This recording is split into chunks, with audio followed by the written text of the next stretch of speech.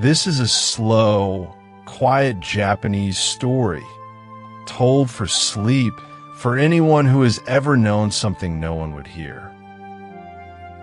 A careful analyst named Kenji spends 5 years inside a Tokyo company, still living, as though the old ways had never ended. His boss is warm, generous, and completely certain, and it is his certainty, more than anything, that will cost them both. Listen for the distance between being praised and being heard. That quiet gap is where tonight's story lives. There is one small credential, quietly held, never mentioned, and when the time comes to show it, it closes every door. Close your eyes now. Let the rain come down softly, and let this story carry you all the way down into sleep. In a low concrete building on a quiet side street in western Tokyo, a marketing analyst named Kenji sat each morning at a desk covered in distributor reports and census data, doing the kind of work he was quietly very good at and had been now for 5 years. He had come to the company in his mid-20s with a statistics degree and a genuine interest in the patterns of how people spent their money and their attention in a way that numbers, if you listen to them with enough patience, would eventually begin to speak in something recognizably like a human voice. The company manufactured daily goods, small practical items that lived on bathroom shelves and kitchen counters, the modest, useful objects that people reached for without thinking and replaced without ceremony, the things that made up the background texture of domestic life and never expected to be noticed for it. It was not a glamorous industry, and Kenji had never needed it to be. Pause. What he had not entirely anticipated when he had signed the paperwork and bought new dress shoes and showed up on his first morning with the quiet excitement of someone beginning a thing they have decided is correct, was the nature of the world he was actually walking into, not the industry, but something in the air of the building itself, something that took a few weeks to name and that he eventually named simply as the past. The company ran, in almost every meaningful sense, as though a particular era had never ended, as though the long, loud, collectively enthusiastic Showa years had simply kept going uninterrupted through all the years that followed, and the people inside these walls were entitled to continue living inside that era regardless of what the calendar said was happening outside. And at the center of all of this, keeping the whole particular atmosphere running with what seemed like complete and unironic personal conviction, was the company's president. Pause. Takashi was somewhere in his mid-60s, built with the solid, considered sturdiness of a man who had played vigorous sport in his youth and whose body had simply chosen to retain the posture and the readiness of those years, and he carried himself through every room with the absolute ease of someone who had never seriously entertained the possibility that his way of seeing the world might benefit from revision. He was not, underneath all of this, a cruel man, and it would be a mistake to picture him as one. But the thing most essential about him was never his warmth. It was a certainty about his own way of seeing the world that had set, over too many years, into something that could no longer be moved by evidence or argument or the patient laying out of facts. Breath. He had a genuine warmth, in a specific way, the kind that does not require anything particular from the person receiving it in order to be felt, that simply radiates from a man who is constitutionally fond of other people and has never learned or particularly wanted to moderate that fondness. But it was a warmth that had never once had to survive being told plainly and correctly that it was wrong. But the warmth came packaged with an entire philosophy, and the philosophy was at its center about enthusiasm, about the idea that showing up each day with visible, audible, unmistakable energy was not merely one professional style among many, but something closer to a moral choice, and that choosing otherwise was a kind of quiet failure. This was the belief that had produced the morning ritual, which Kenji encountered for the first time on his second day at the company, in which he would spend the next several weeks turning over in his mind before he arrived at any settled feeling about it. Pause. Every morning without exception, in every season, in every weather, on the mornings after difficult days and on the mornings after easy ones, Takashi gathered the full floor of employees before the workday began, and they would stand in loose rows among their desks in the bright, even light of the overhead fluorescence, the city making its ordinary morning sound somewhere beyond the windows. And they would recite the company's opening call together. It was something between a pledge and a cheer and a collective promise, naming the company's values and the shape of the day that was beginning, and every voice was expected to contribute, not mouth, not mechanical, but actually meant. Kenji had been given a laminated card on his first morning, and he still remembered holding it on that second day, reading the words for the first time aloud, his voice uncertain and a little thin against the confident chorus of the people around him. Colleagues who had been saying these words for months and years, and who said them now with the naturalness of people reciting something that had long since stopped being language and become pure reflex. Pause. He had felt the particular mild vertigo of someone who has wandered into a ceremony whose rules he does not know, improvising from the edges of a ritual in which everyone else is entirely fluent. By the end of the first month, he knew the words without the card.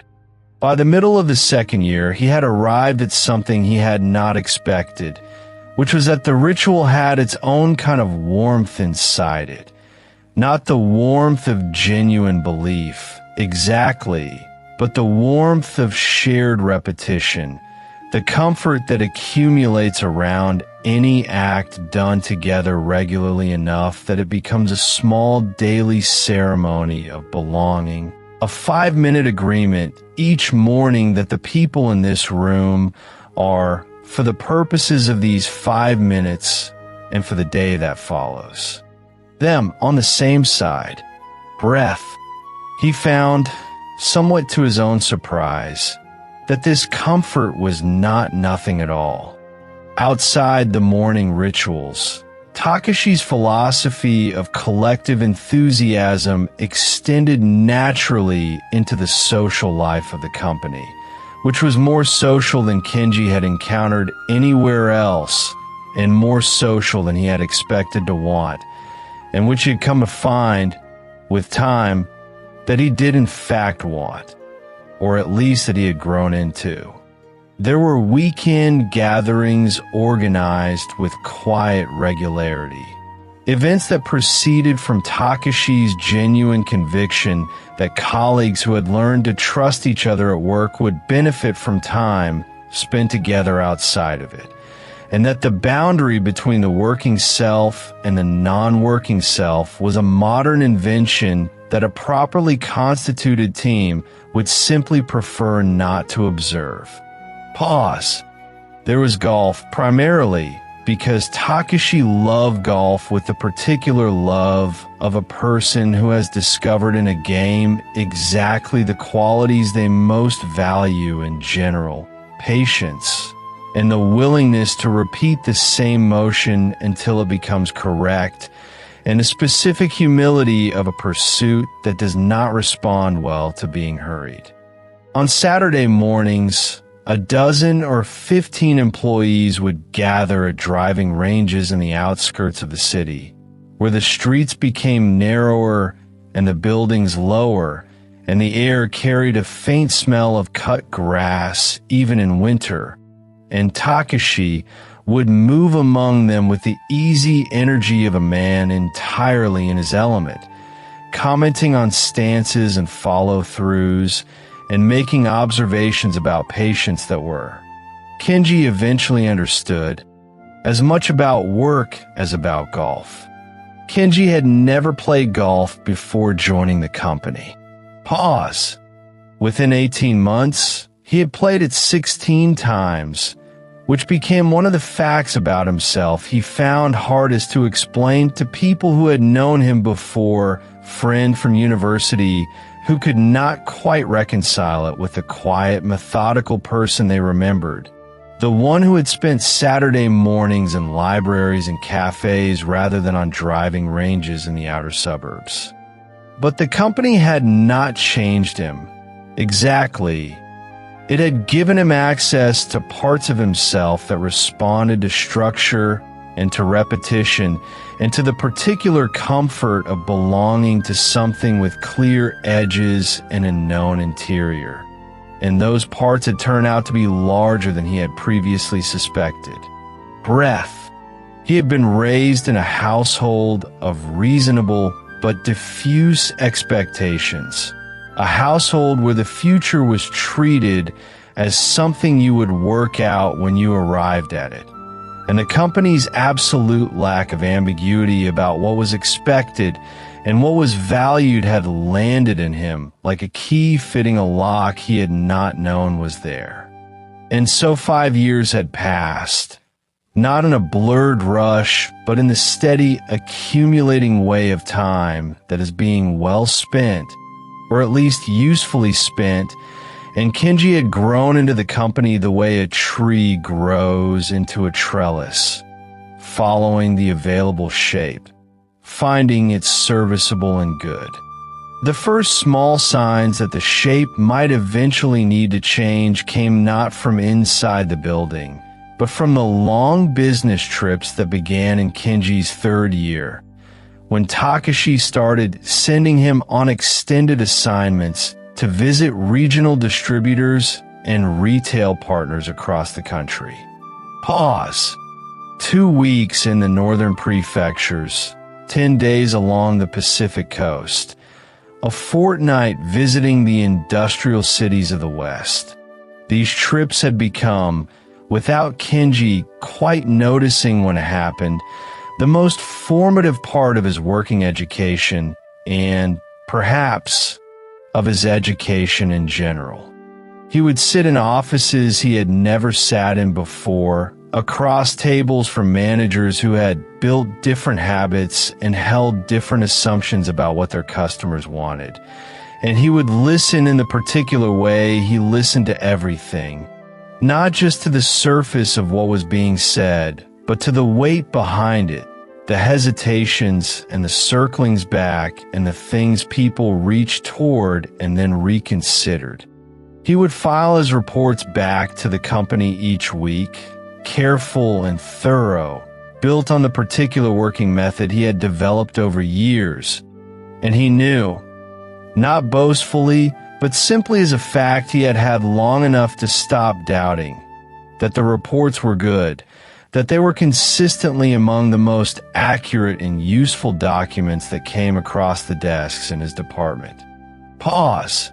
What the reports did not capture and could not have was the thinking that accompanied them, the quiet internal drift that happened each time Kenji sat alone in a hotel room at the end of a long day.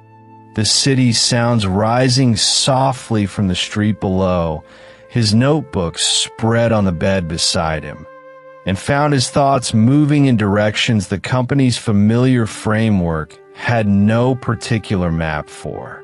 He would think about consulting, about what it might mean to bring this kind of work. The listening, the pattern finding, the translation of complex data into strategies that actually change things to many different problems rather than variations on one, to clients who needed what he could give rather than a company that had grown so accustomed to having it that it had stopped noticing its value. Breath. The thoughts arrived without urgency, which was perhaps why he let them settle rather than chasing them towards some immediate conclusion. They had the particular quality of honest things, patient and unhurried, the way the truest things tend to feel when they are still becoming clear. He would sit with them in the lamplit quiet of whatever room he found himself in, the hum of the air conditioning mixing with the distant sounds of the city.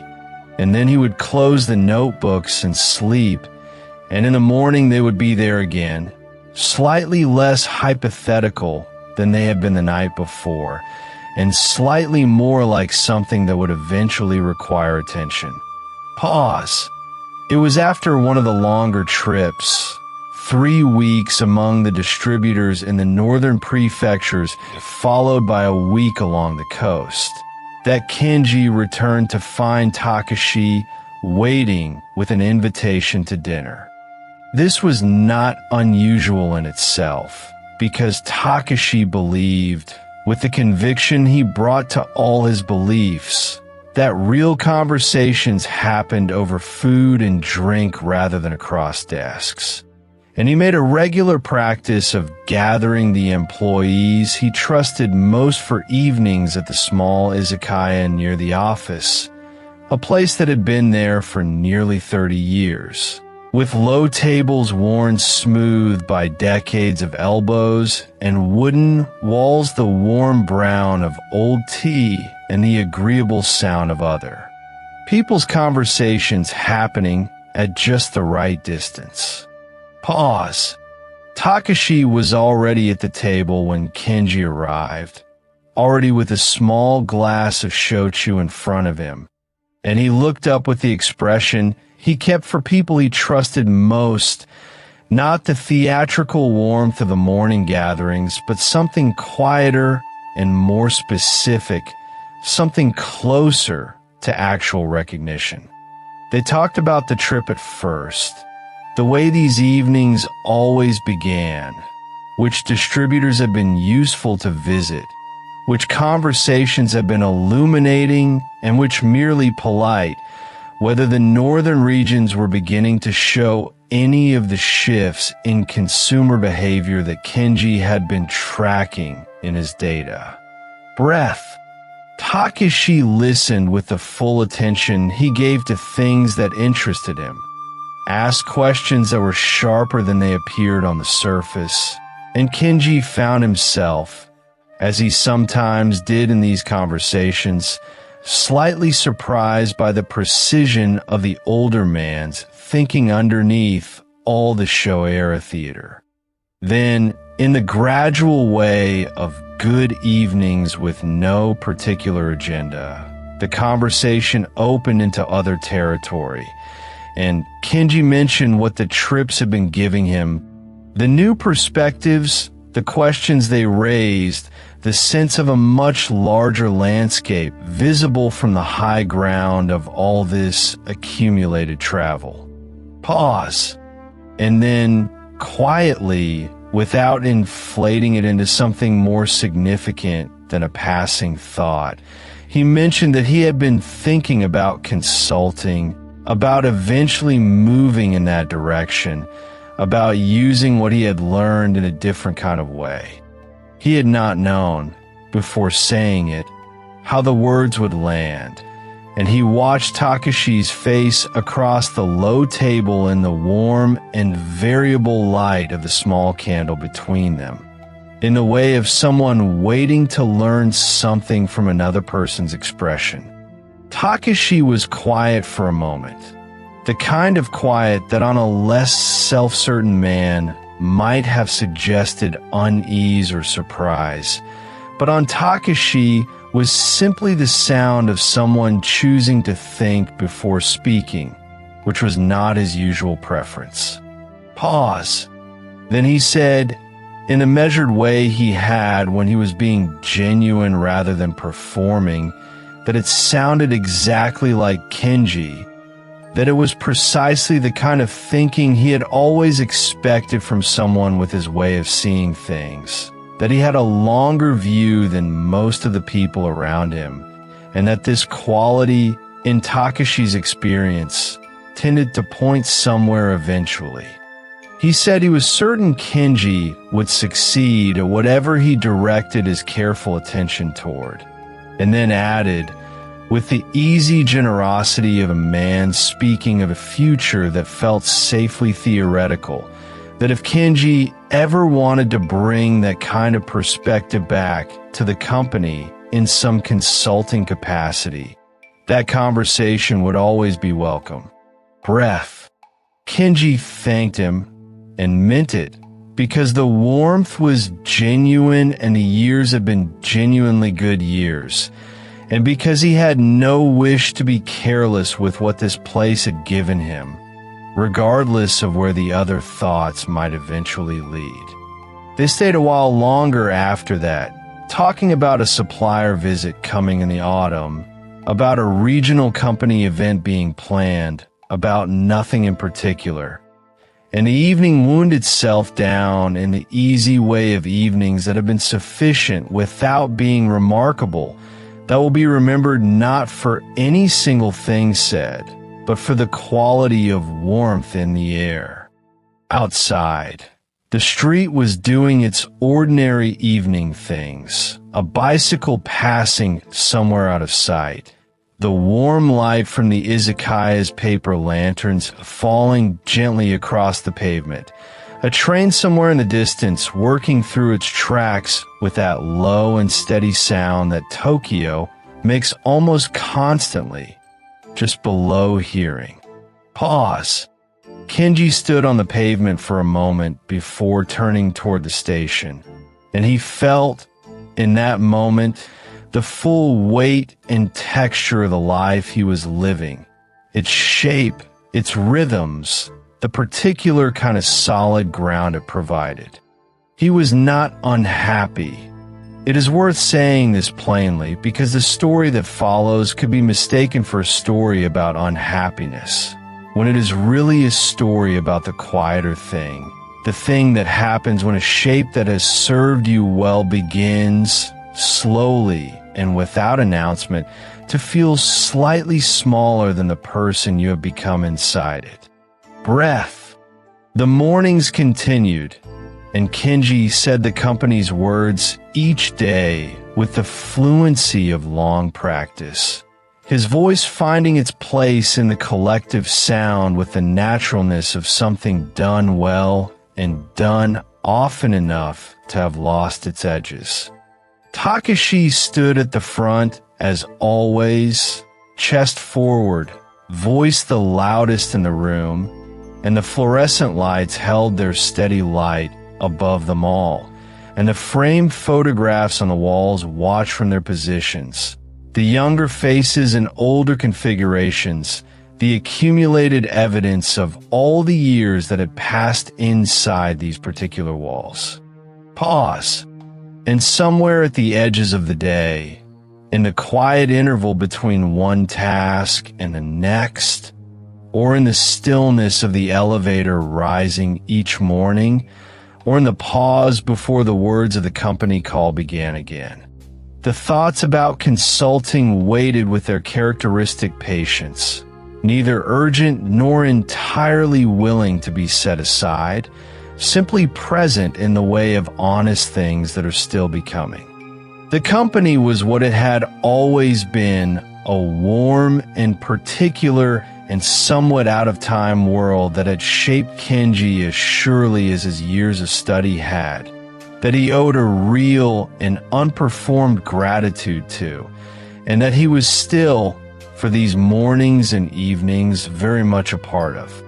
And that, for now, was where this part of the story rested, with a young man walking toward a train station on an ordinary Tokyo evening, carrying his work and his notebooks and the early, unhurried outline of a question he had not yet fully asked. Pause. The rain had not yet come, though the air carried the faint mineral suggestion of it, the way Tokyo air sometimes does in the approach to evening. And the streets were doing their quiet business. And somewhere in that building behind him, a company that believed very firmly in its own way of doing things was settling into the end of its day, and would be there again in the morning, unchanged. And that is where we leave Kenji for tonight, in the generous amber light of a life that had been built carefully and worn and well, walking through the city that had held all of it, feeling the solid and familiar ground beneath his feet, and somewhere, just at the edge of perception, the patient outline of the ground that lay ahead. Let that moment rest where it is, unhurried, the way a last ember holds its warmth long after the fire has quieted. We stay with them a little longer, the same house, the same night folding itself slowly around everything. There is no need to move quickly. If you feel the pull of sleep beginning to soften the edges of the room, let it come. Take one slow breath, and then another, and let your body settle a little deeper. The story continues as the night continues, gently, without rush, the same thread carrying us forward through the stillness together. Some evenings in a long year arrive with a quietness that a man almost doesn't notice until he is already sitting in it, already warm, already somewhere between the day and whatever comes after. Kenji had been traveling for nearly a month, moving through cities and meeting rooms and anonymous hotel corridors, eating at restaurant counters alone with a notebook open beside his plate. And now he was settled into a corner of a small izakaya not far from the office, the lantern light low and steady around him, the smell of cedar and grilled things filling the room with a kind of ordinary comfort. Across the low wooden table, Takashi was still studying the menu with the unhurried attention of a man who takes even small decisions seriously, and the sound of the evening rain came through the window only faintly, soft as a suggestion made by someone with no wish to intrude. Somewhere behind the lacquered wooden screen, other voices murmured and rose and fell in the easy rhythm of colleagues at the end of a long day, and Kenji let that sound settle around him the way you let warm water settle when you finally lower yourself in. Something about returning home after a long time away made ordinary places feel briefly remarkable. The particular steadiness of the lantern, the slight damp of the night carried in on their jackets, the small ceramic cup cool and solid against his palm. Takashi set down his menu with the quiet decisiveness that Kenji had come to recognize over 5 years together. And he poured for Kenji first, as he always did, filling the cup to just the right level before attending to his own. He asked how the trip had been, not in the manner of a question requiring a formal report, but in the way a person asks when they are genuinely curious and content to listen for however long the answer takes. Kenji held his cup with both hands for a moment before answering, because that was something he had learned to do in this company, to receive a question as something to hold briefly before you spoke into it. He told Takashi that the trip had been full, in the way a container can be full, that almost every day had brought something new to think about, a different company approaching a familiar problem differently, a conversation in a hotel lobby that had stayed with him far longer than any of the formal meetings had. Takeshi nodded slowly, not to interrupt, but to encourage, a steady, unhurried nod that meant he was listening and would not rush the answer. And Kenji found himself describing things he had not quite put into words before. The way moving through new environments had made him newly aware of how much he had accumulated over 5 years. All that statistical knowledge and market intuition, like a quiet treasury he had never fully counted until he was away from his own desk and could see it from a distance. The food came in small, unhurried dishes, and the sake was warm, and the evening arranged itself around them in the easy way that izakaya evenings do when neither person needs the night to go anywhere particular. Takeshi asked what had changed most in Kenji's thinking, what had shifted or clarified or come clearer during the weeks away. And Kenji turned his cup in his hands and found himself answering with more honesty than he had quite planned.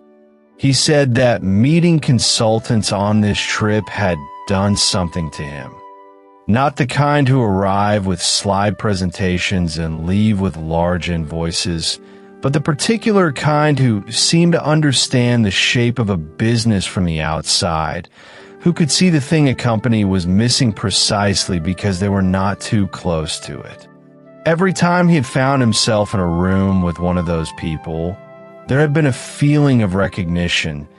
Not quite envy, but that specific sensation of watching something done that you believe you could also do if given the space, if you allowed yourself to step properly toward it. He described a consultant he had encountered in Fukuoka who had spent 20 minutes with a regional sales team, and in those 20 minutes, had named 3 structural issues the team's own managers had been circling around for years without quite finding the words. And Kenji had watched the room change as those issues were finally named, the small collective exhale of people given language for what they already knew. He had recognized that feeling. He mentioned because he had given it to people in their own company before, and he had not quite understood until this trip that it was the part of his work he valued most. That precise moment when data stopped being data and became a clarity that changed how someone understood their own situation. And then he paused because what he had just said was the edge of something larger, and he could feel it the way you feel the edge of a step in the dark. Not alarming, but present and needing to be acknowledged. He told Takeshi, plainly and without much preface, that he had been thinking about consulting work, that it felt, when he examined it honestly, like the direction his 5 years of study and field work and late evenings over data had been building toward, even during the years when he had not known they were building toward anything in particular.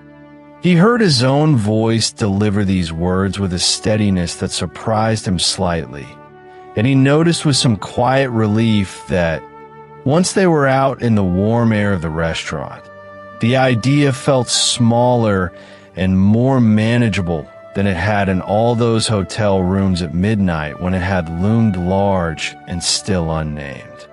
For a moment, Takeshi said nothing, and Kenji held that silence with something approaching patience. He had learned over the years that silence was not always absence, that sometimes it was the space a person needed to form a response that deserved the weight of what had just been said. Then Takeshi set his cup down and looked at Kenji steadily, and the expression on his face was one that Kenji would find himself returning to later. Something between pride and something older and quieter than pride. The expression of a person who has known something about you before you quite knew it yourself. He said it was a good idea, and then, after a brief pause, he said once more, not to fill the space, but to make sure the word arrived clearly, that it was a genuinely good idea, and more than that, it was precisely the right idea for someone with Kenji's particular combination of abilities. For as long as Kenji had been in the marketing department, Takashi observed, he had always been a step ahead of where everyone else was standing. There had been moments in meetings where the rest of the room was still catching up to a conclusion Kenji had already reached quietly, without fanfare, and this had been plain to anyone who was paying attention. Kenji received this with a stillness that was not indifference, but its opposite, the quiet of someone accepting something real, something that required a moment to settle. Takashi continued, and there was a warmth in the way he spoke that felt entirely uncontrived. Kenji had always understood not just the numbers, but the story underneath them. He reflected the human thing the data was trying to describe, and this combination was rarer than most people acknowledged, and far more valuable than it was typically compensated. He recalled the market analysis presentation Kenji had given 2 years before, one that had been quietly filed and neither of them had mentioned since, in which Kenji had outlined a strategy that a competitor had later independently adopted and performed well on. And he told Kenji that he had thought about that presentation often in the months afterward, held it in mind as a piece of thinking that had been genuinely ahead of its moment. In his years of running the company, Takashi reflected, pausing to refill both cups, you did not often come across someone who combined the statistical precision that Kenji had formally trained for with the kind of instinct that could not be taught at all, only developed slowly through years of paying close attention to what people actually wanted before they knew how to ask for it. Kenji looked at the table for a moment, not from embarrassment, but from the particular effect of being seen accurately, not flattered, which is easy to dismiss, but genuinely observed, which settles somewhere deeper and takes a moment to properly absorb. Takashi told him he was irreplaceable, and he said it not as social courtesy, but in the specific, practical way of someone making a clear-eyed observation, naming in the same breath the regional analysis methodology Kenji had built over the years, the client relationships he had carefully cultivated, the institutional knowledge that had accumulated quietly inside him, invisible and essential in the way that the most important things often are.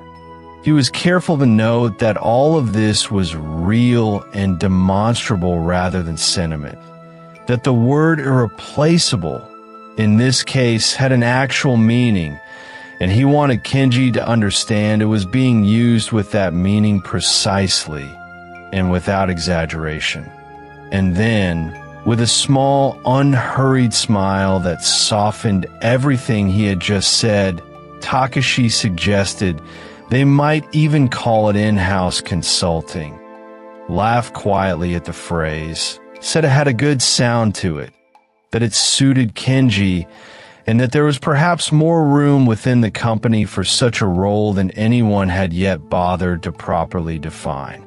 Kenji said he was grateful to hear it, and meant it fully, not as a response required by the situation, but as an honest reflection on what the evening had unexpectedly become, which was more generous than he had predicted when he put on his jacket and walked through the rain to the restaurant. Outside, the city continued in the way it continues.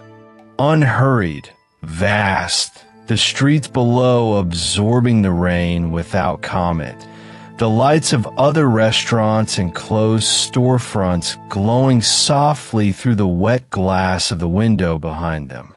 Inside, the world had narrowed pleasantly to this table and these cups, and the slow back and forth of two people who had worked alongside each other long enough to move past the performance of conversation and arrive at something more honest. Takashi poured once more, and they sat for a while without feeling the need to fill the space with words, which was its own kind of acknowledgement, the settled quiet of a conversation that had traveled somewhere real and did not require extension. Kenji found himself thinking that these were the evenings worth carrying. Not the dramatic ones or the difficult ones, but the ones where someone looked at you steadily and said plainly what they saw, and you felt briefly, without complication, known. Takashi asked about the specific places then, wanting the texture of the trips rather than the conclusions, and Kenji described a factory floor in Osaka where the floor manager had explained a production change with such easy, matter-of-fact confidence that Kenji had found himself wanting to write down not what the man said, but how he said it. The calm of someone completely at home in their own area of understanding. He described the hotel in Nagoya with the small enclosed garden visible from the breakfast room, and how he had eaten there alone for 2 mornings, looking at the garden without any particular thought, feeling the pleasant solitude of someone usually surrounded by people who has been given, temporarily, a window of quiet to think undisturbed. He mentioned the meeting in Fukuoka, where a company 3 times their size had made a straightforward, avoidable error in their demographic assumptions. The kind of error invisible from the inside and obvious from the outside, and how sitting with that observation had clarified something for him about the particular usefulness of arriving somewhere fresh, unburdened by the assumptions the room already held. Takashi listened with genuine attention through all of it, and the evening deepened around them the way evenings deepen when both people are actually present in the conversation rather than performing the appearance of one. The food dishes were cleared and the night moved toward the hour when people begin thinking of trains and the small domestic logistics of getting home, and the izakaya grew quieter around them, the neighboring voices fewer, the spaces between words a little longer. Before they rose to leave, Takashi said that whatever Kenji chose to do next, he wished him well in the full and uncomplicated sense of those words, and that his regard for Kenji was not conditional on any particular outcome, but rested on 5 years of consistent observation, which he considered reliable evidence. Kenji thought this might be the best thing a person could be told by someone they had worked closely with. Not that they were talented, which was measurable and could fade, but that they were regarded, which was something different and rather more durable. They left together and stood briefly under the narrow awning of the izakaya, the rain coming down more steadily now. The city lights softened by the wet air into something gentler and less precise than they had been before. They said their good nights in the small, easy way of people who had long ago settled the question of formality between them, and Takashi's footsteps disappeared in one direction, and Kenji turned in the other and walked through the rain without any hurry.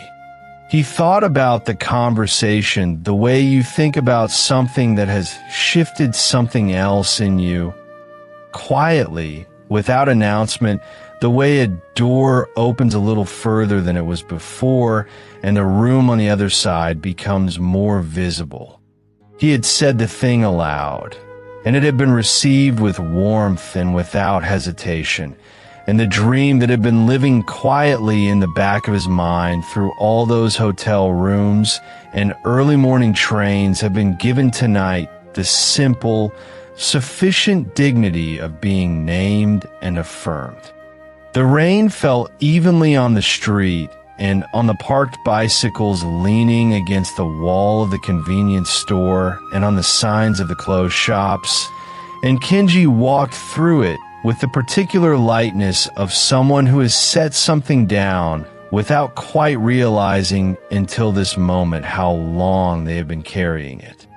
And somewhere in that walk in the rain, in the warm aftermath of good sake and an honest conversation, something settled in him that had been unsettled for longer than he had acknowledged, and he arrived at the station feeling, without any complication, that the evening had been exactly what it needed to be.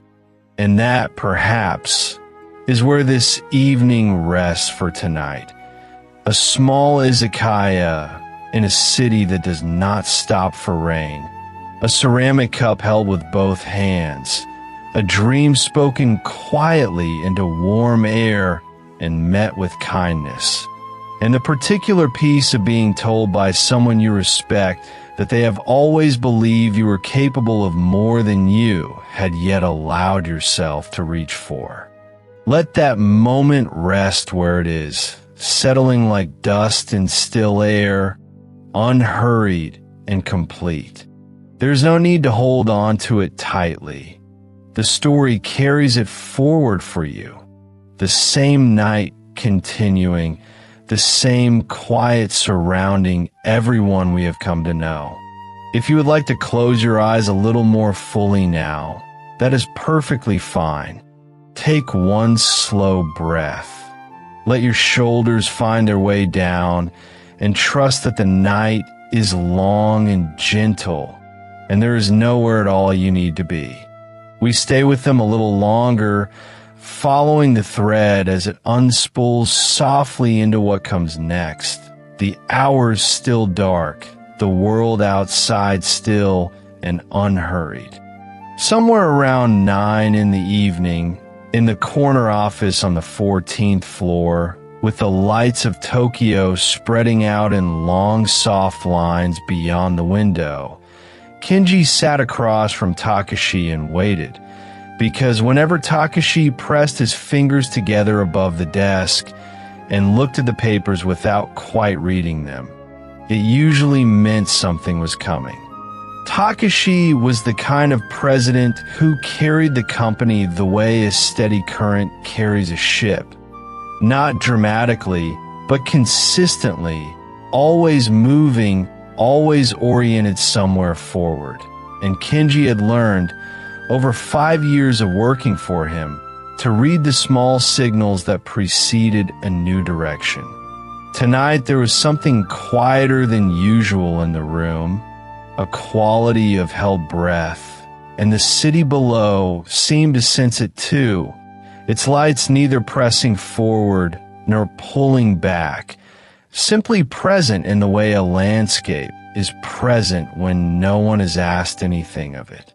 Kenji had returned from his regional tour only 2 days before, and the tiredness of the trip still sat behind his eyes in the particular way that long journeys leave behind. Not unpleasant, just a residue of motion, the body still half convinced it should be somewhere else. He had spent 3 weeks traveling to smaller cities, meeting the distributors and local managers who kept the supply lines running. And he had come back with a notebook full of numbers and, underneath them, a renewed feeling that what the company made was genuinely useful in people's lives in a way that was easy to overlook from the 14th floor. Takashi cleared his throat in the gentle way he did when beginning something he had already composed in his head, and said that he had a proposal he had been considering for some time, and that he wanted to hear Kenji's thoughts on it. Kenji turned to a fresh page in his notebook, wrote the date in the corner the way he always did, and said, of course. What Takashi described over the next several minutes was not what Kenji had been expecting. The company's flagship product, the item that appeared in virtually every household survey as a trusted, familiar presence, the thing that had anchored the company's reputation for reliability and affordability across 2 decades, was to be reimagined, Takashi explained, as a luxury offering. The price would rise significantly, perhaps tenfold, and in exchange the product would be remade with premium materials, refined packaging, the sort of visual language that communicated careful exclusivity rather than everyday accessibility. Takashi described it with some animation, his hands moving slightly above the desk to sketch the shape of the idea in the air, and he spoke about the wealthy consumer, the aspirational buyer, the market segment that had never quite been invited into their world and might respond warmly to the invitation. Kenji listened and said nothing, and the pen in his hand did not move. He was running the calculation quietly in some back room of his mind. Not the formal kind, not the kind he would eventually put in a report, but the instinctive arithmetic of someone who had spent years watching what people actually chose when they stood in front of a shelf and reached for something. The product had always been affordable in the precise sense that mattered. Not cheap in a way that lowered expectations, but accessible in a way that removed the question entirely, so that reaching for it never required a small internal negotiation about whether it was worth it today, this week, this particular month. That ease of purchase was not incidental to the product's success. It was, as far as Kenji had been able to determine from years of data, the heart of it. The reason people came back to it not out of habit alone, but out of something closer to fondness, the quiet loyalty you extend to something that has never asked too much of you. To multiply the price by 10 would be to fundamentally rewrite what the product was saying to the person looking at it. And the new thing it would be saying was something their customers had never, in any survey or focus group or distribution report, indicated they wanted to hear.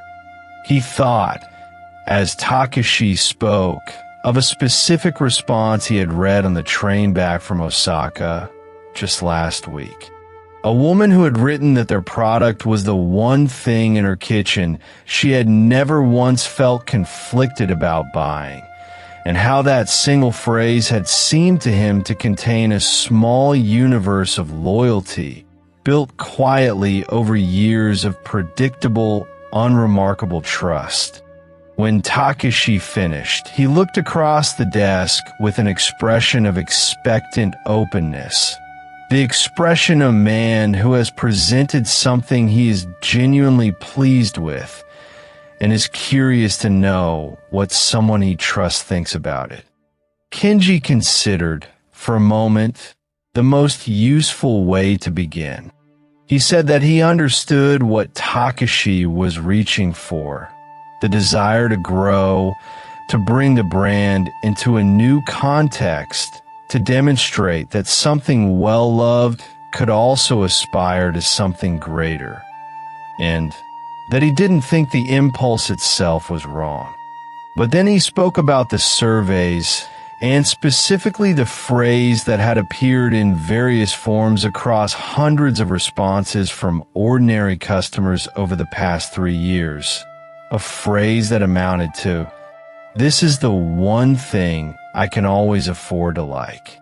He said that this phrase had stayed with him because it described not merely a commercial transaction, but a small emotional compact.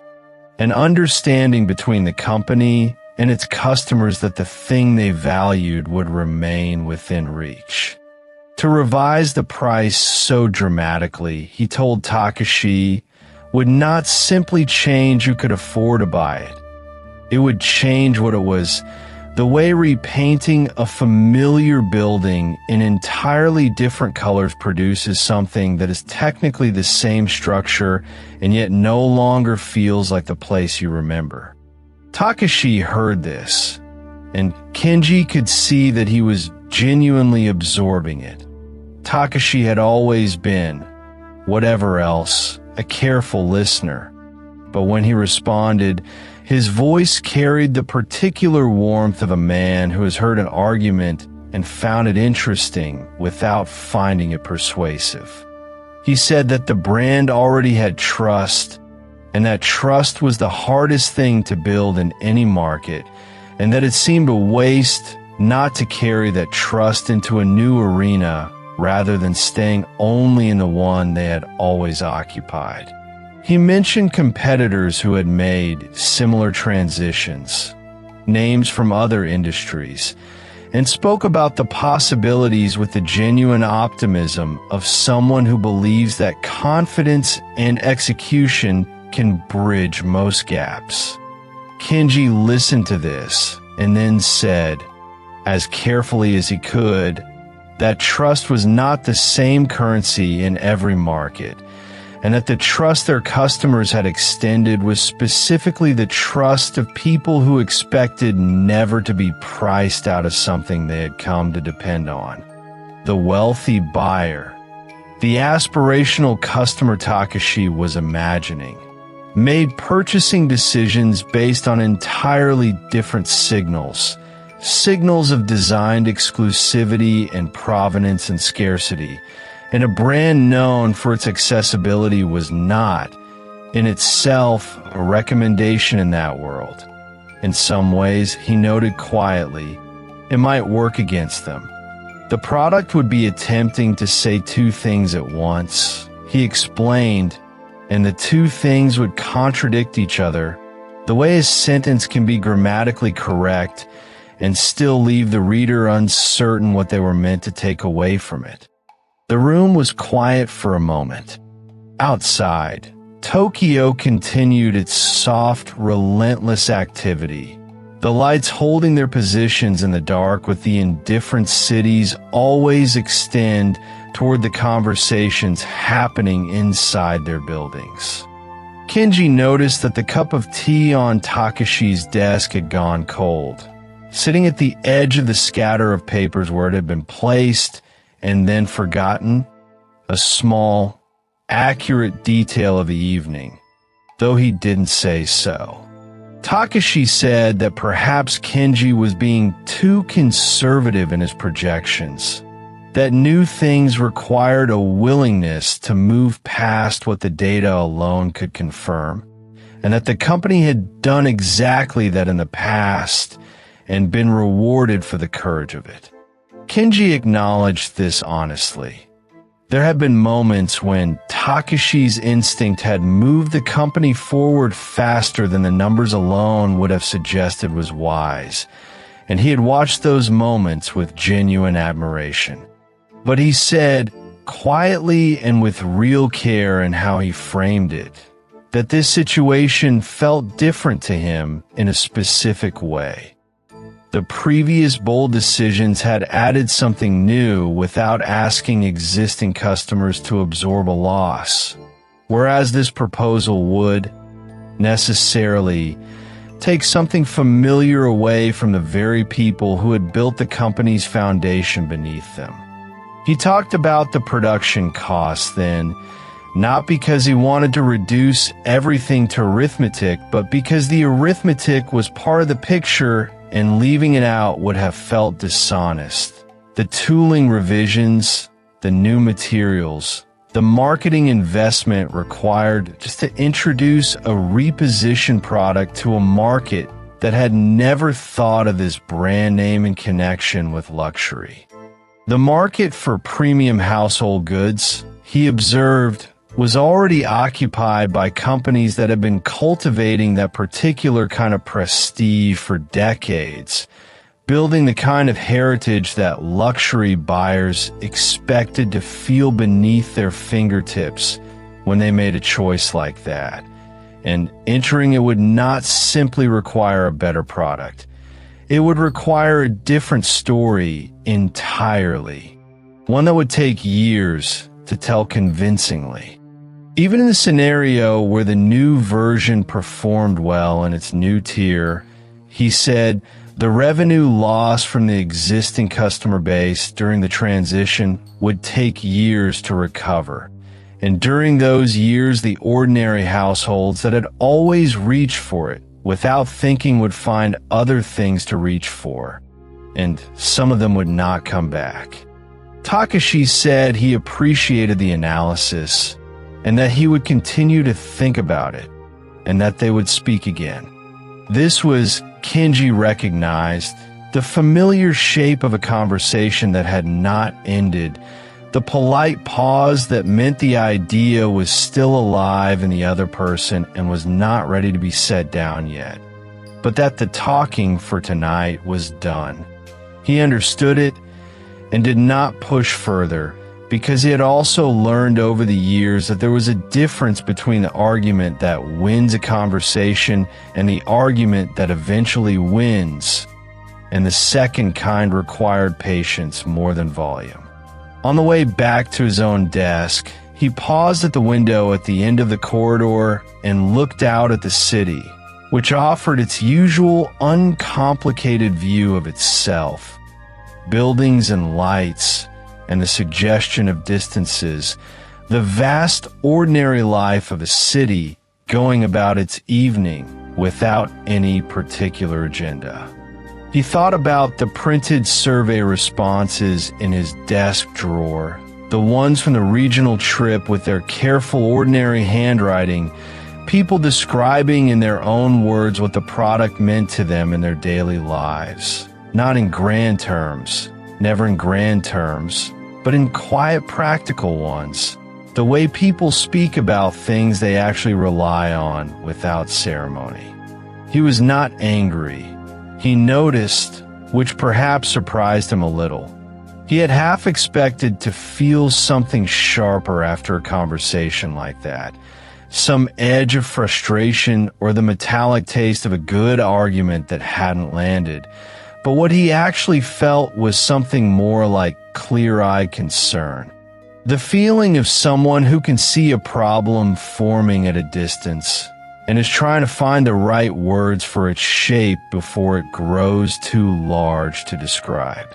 He had always respected Takashi, and nothing in this evening had changed that. The impulse behind the idea was a recognizable human one, understandable in the way that the desire to extend a good thing is always understandable. The wish to prove that success is not a ceiling. But Kenji felt a meaningful difference between growth and substitution, between building something new alongside what already worked and replacing the thing that worked with something the data could not yet support.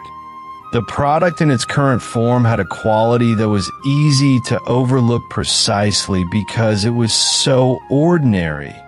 It fit into people's lives without effort, without ceremony, without asking them to rearrange anything around it. That kind of fit was rare, and it was fragile in the specific way that simple things are fragile. Not because they shatter easily, but because once you complicate them, you cannot quite recover the simplicity that made them what they were in the first place. He gathered his things, said good night to the colleagues still bent over their desks, and walked to the elevator. Outside, the evening air met him with that mild coolness that late spring sometimes offers in Tokyo. Not quite cold, not quite warm, simply present, like something that had been waiting without urgency and was now content to walk alongside him for a while. On the train home, he sat with his notebook in his lap and thought about the clearest way to arrange the numbers he had, the way to let them speak their own story without needing him to argue alongside them, the way evidence speaks best when it has been given a clean and uncluttered room. There would be more conversations, he felt sure of that. Takashi did not let ideas go easily, and that was part of what made him a capable president, even when it made him a difficult one. And Kenji wanted to come to those conversations with something better than a good argument. He wanted to come with the kind of clarity that allowed the other person to reach their own conclusion, which was always more durable than a conclusion arrived at under pressure. The stations came and went, each announced in the calm recorded voice that had been the soundtrack of his commutes for 5 years, and the other passengers around him were absorbed in their phones or their reflections or the particular private stillness of people in transit, none of them knowing or needing to know anything about an office on the 14th floor and a disagreement about what a familiar thing should cost. Kenji leaned his head back against the seat and let the motion of the train carry him, one stop at a time, toward home, and let himself set the question down for the night. The way you set a heavy thing down, not because you're finished with it, but because carrying it through the dark serves no real purpose, and the morning will still be there with all of its requirements when you need it. And in the office behind him, the cold cup of tea sat where it had been left, beside the catalogs spread open to their glossy, optimistic photographs, and the city held its lights out through the window with patient generosity, neither approving nor disapproving of anything decided in its buildings that evening, which is the only honest position a city can take. Let that moment rest where it landed, still and unhurried, the way a hand settles onto a table after carrying something heavy for a long time. We stay with them a little longer inside this same quiet night, the same walls holding the same silence they have always held. There is no rush to move forward. The story will carry us when it is ready. For now, breathe slowly and let your shoulders soften. Let your thoughts drift like the last light fading from the edge of a room. The night is patient, and so are we, moving gently deeper into what comes next. In a small apartment in western Tokyo, Kenji sat alone at his kitchen table on a Wednesday evening, a single name written at the top of an otherwise empty notepad, the name of a law firm that handled, among other things, the business of helping people leave jobs they could no longer leave any other way. The rain had started while he was washing up after dinner, arriving softly the way autumn rain in Tokyo tends to arrive, without drama, simply present, tapping against the window glass and staying there.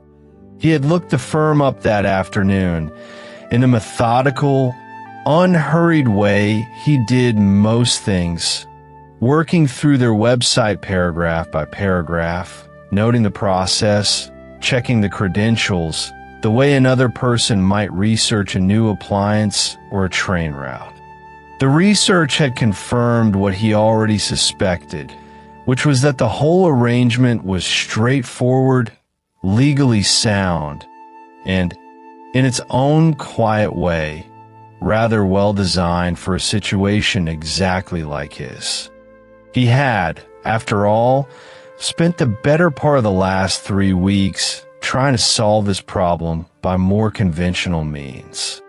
The conversations with Takashi had been numerous and patient, and ultimately about as productive as explaining tidal patterns to someone who had already decided to swim regardless of what the patterns said. Kenji had brought data to those conversations, which was a natural thing for a person whose entire professional value rested on data to do. And Takashi had received the data with the particular expression of a man who had already decided and was listening now mostly as a courtesy.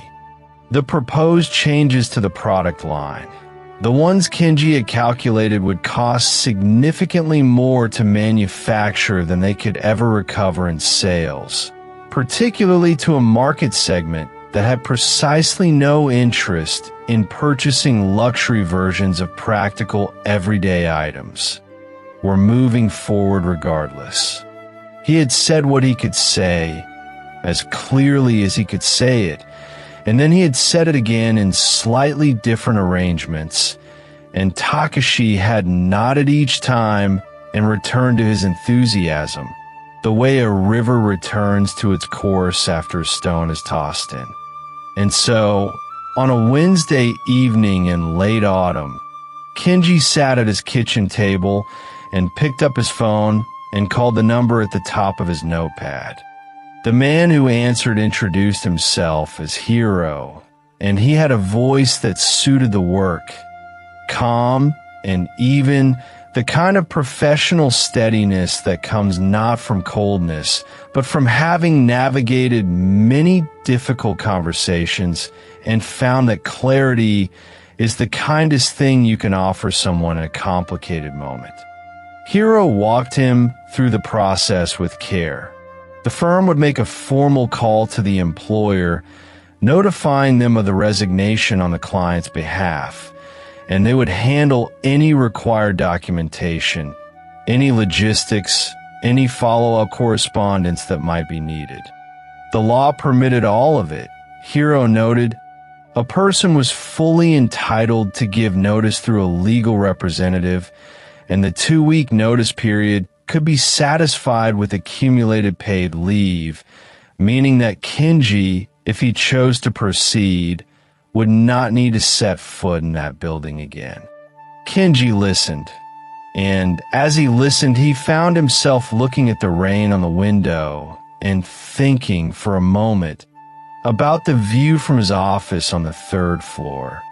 The particular way the afternoon light came in at an angle in winter, the faint warmth of the printer in the corner that had been running slightly too hot for as long as he could remember. He found he had no strong attachment to any of it, which told him something he had been half aware of for a while now, but had not quite sat down with long enough to acknowledge. He told Hiro that he wished to proceed, and they discussed the details, and Hiro assured him that the matter would be handled with professionalism and care, and that the call to his employer would be made the following morning at a reasonable hour. Kenji thanked him, and they finished the call, and he sat for a moment with the phone resting in his palm and the rain on the window and the name of the law firm still written neatly at the top of his notepad. Then he went and made himself a cup of tea, which seemed like the right thing to do, and drank it standing at the window, watching the wet street below where the reflection of the convenience store's fluorescent sign rippled in the puddles like a second, softer version of itself. The tightness that had been sitting in his shoulders for several weeks. That low, persistent pressure of knowing what needed to be said and having it not be heard, had he noticed, quietly dissolved, the way his sound dissolves when whatever was causing it is finally switched off. He didn't put a particular name to what he was feeling just then, because the feeling didn't need one. It was simply the sensation of having made a decision and finding that the decision fit, the way a door fits its frame when it's properly made and you don't have to force it. Across the city, the following morning arrived gray and damp. The previous night's rain still present in the dark, wet bark of the ginkgo trees along the avenue and in the flat, even quality of the light that came through the cloud cover. The kind of morning that makes everything look considered, deliberate, as though the city has thought carefully about the day it intends to be. Takashi arrived at the office before most of his staff, as he usually did, a habit he had maintained for 30 years on the grounds that it demonstrated something important about character.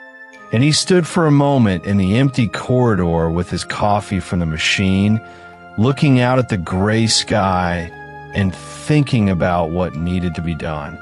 He was thinking probably about the production schedule or the new product launch or any of the dozen other things that occupied the front of his mind on any given morning, the kind of busyness that made quiet moments feel like a problem to be resolved rather than a space to rest inside. His phone rang at 9:17. The caller introduced himself as Hiro from a law firm in Shinjuku and said in the measured, courteous tone of a professional making a professional call that he was contacting Takashi regarding a matter of employment. Specifically, the formal resignation of one of Takashi's current staff members. Takashi did not immediately respond, which was uncharacteristic because Takashi was a man who had built his entire professional identity around responding immediately, around filling silences with energy and direction and forward motion. And so the silence, however brief, was notable. He set his coffee cup down very carefully on the corner of his desk.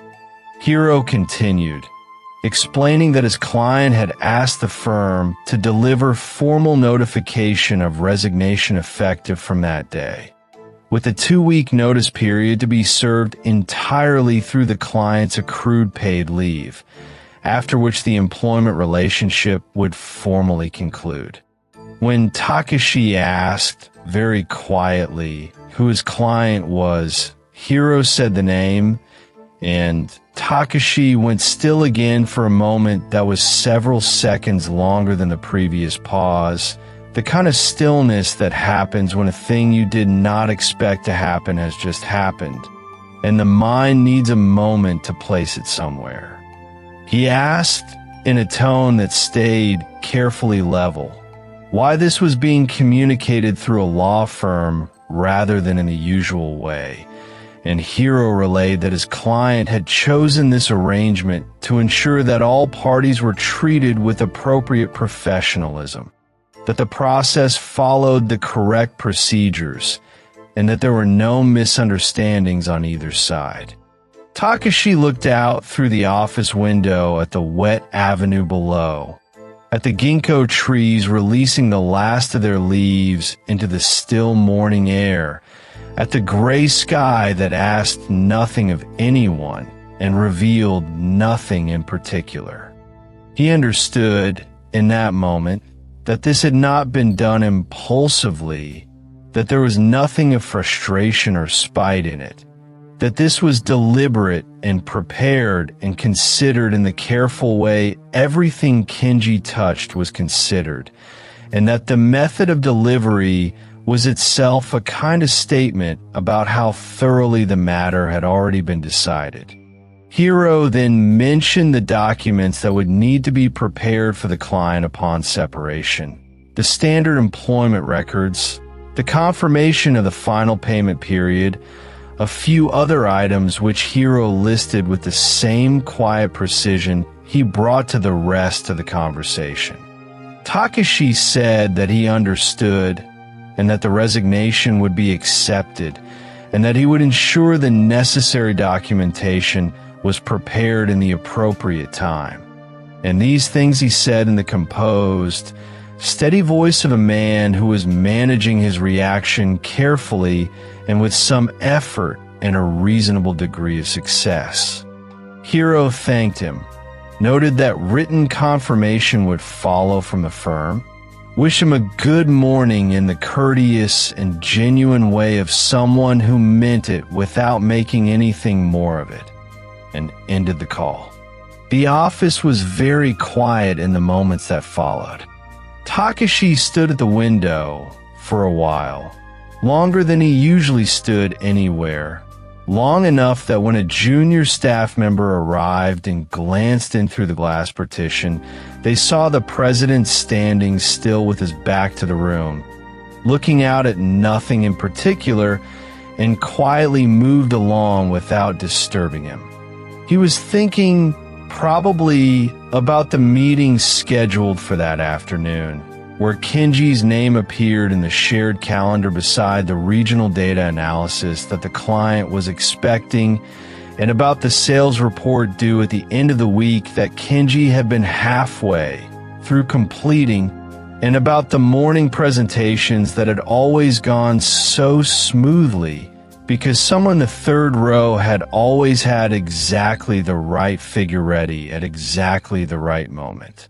He was beginning to understand something he had been told several times over the past few weeks in various configurations, which was that the work Kenji had been doing was not easily distributed among the remaining staff, because the remaining staff had not spent 5 years building the particular combination of statistical training and client knowledge and quiet institutional memory that Kenji had been quietly accumulating.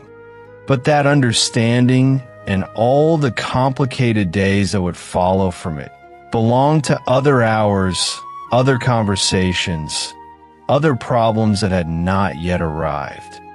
For now, there was only the gray morning and the cooling coffee on the corner of his desk, and the city going on with itself outside the window, as cities do, regardless of what is happening in any particular office on any particular floor.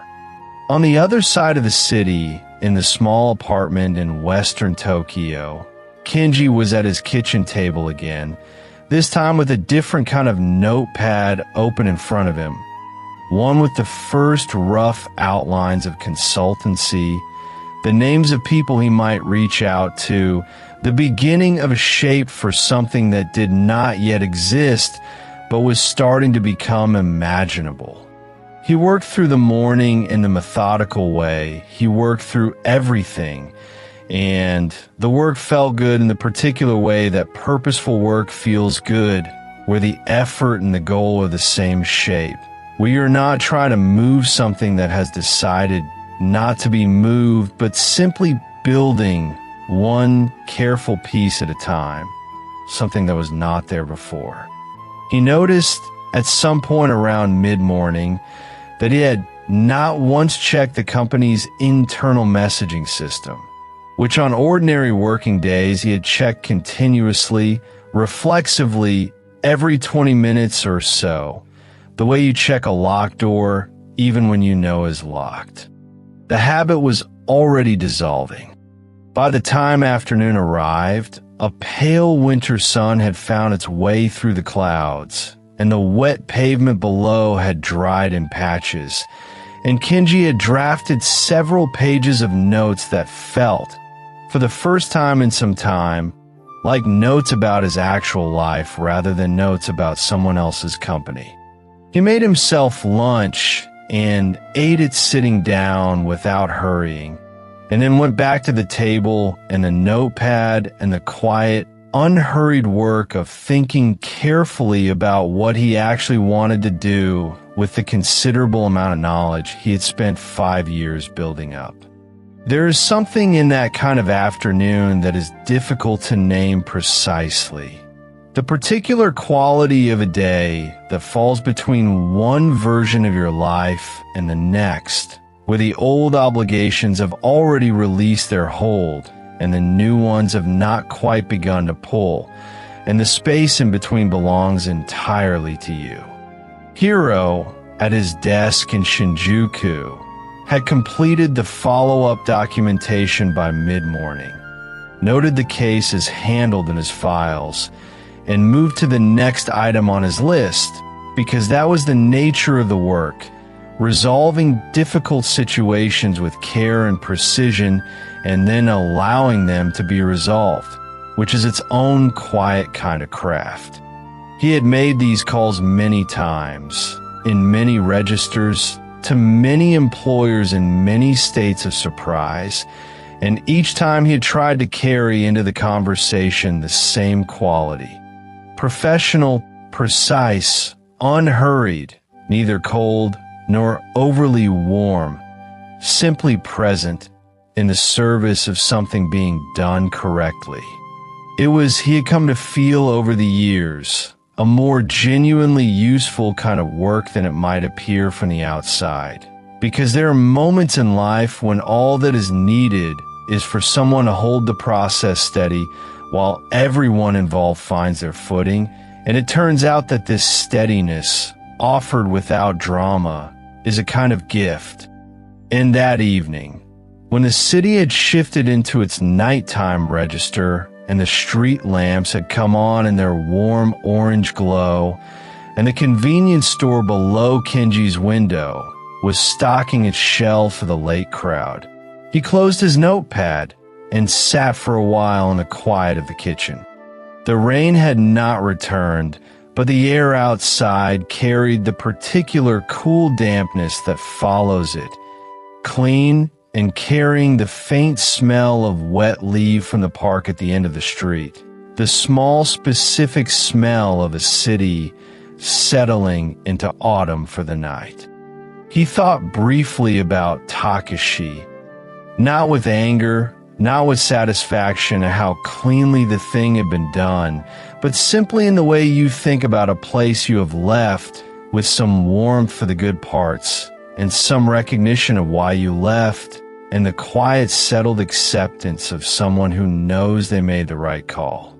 Whatever came next would ask things of him, and he was ready to be asked, but tonight there was only the lamplight on the kitchen table and the cool evening air and the particular stillness of a person who has done something that needed doing and found, on the other side of doing it, that they were entirely fine. More than fine. In fact, somewhere underneath the ordinary tiredness of the day, something felt different, lighter, a little clearer than it had been, the way the air feels different after rain has washed through and the sky opens up above and lets the evening through. And that, perhaps, is where we can leave him for tonight, at his small kitchen table, with the lamp on and the city quiet outside, and the first pages of the next chapter of his life open in front of him, waiting to be written in his careful, measured hand. Let that moment rest where it is, held gently in the quiet between words. The night has not moved on. It is the same darkness, the same soft air, the same story still breathing around you. There is no hurry here. You can let your breath slow, let your shoulders ease a little lower, let whatever you are holding simply be set down for now. We stay with them a little longer, in that same unfolding, the same warmth they have been carrying through all of this. And when you're ready, or even before you feel ready, the story continues unhurried as the night deepens around you both. Takashi set the telephone receiver down with both hands, slowly, the way a man sets down something that requires no particular haste. And then he sat for a moment in the quiet of his corner office and looked at the wall. The wall had a framed motto on it, black characters on white paper, the same motto that had hung in this office since his father had first placed it there sometime in the 1970s, and Takashi had looked at it so many thousands of times that he did not really see it anymore, the way you stop seeing furniture. The morning light was coming in through the blinds a low angle, drawing thin lines across the carpet, and somewhere in the building beyond his door the office was beginning to fill with the sounds of another working day. Chairs rolling, a printer humming, the distant soft percussion of keyboards.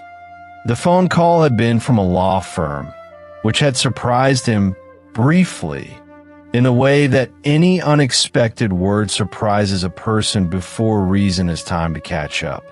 A polite voice had explained, with considerable care and precision, that the firm was acting on behalf of Kenji, and that Kenji was resigning, effective today, and that his 2 weeks of remaining paid leave would serve as the notice period, and that certain documents would need to be prepared in due course.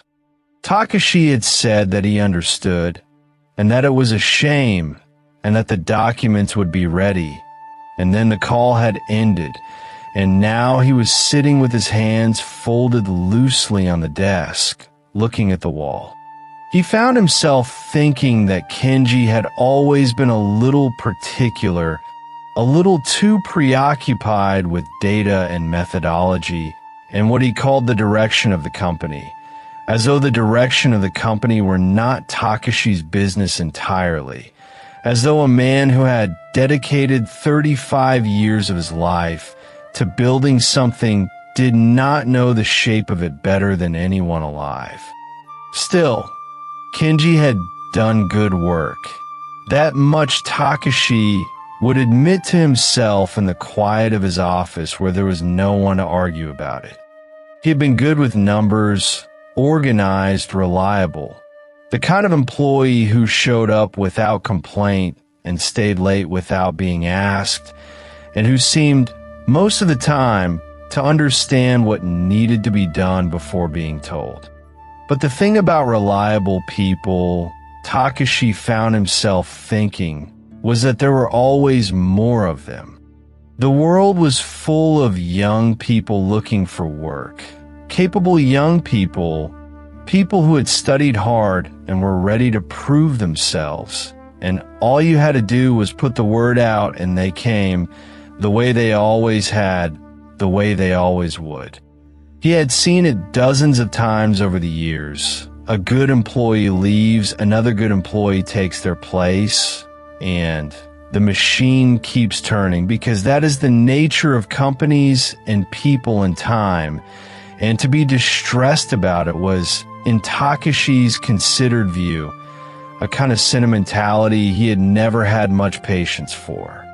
He stood up, straightened his jacket, and went to find the coffee.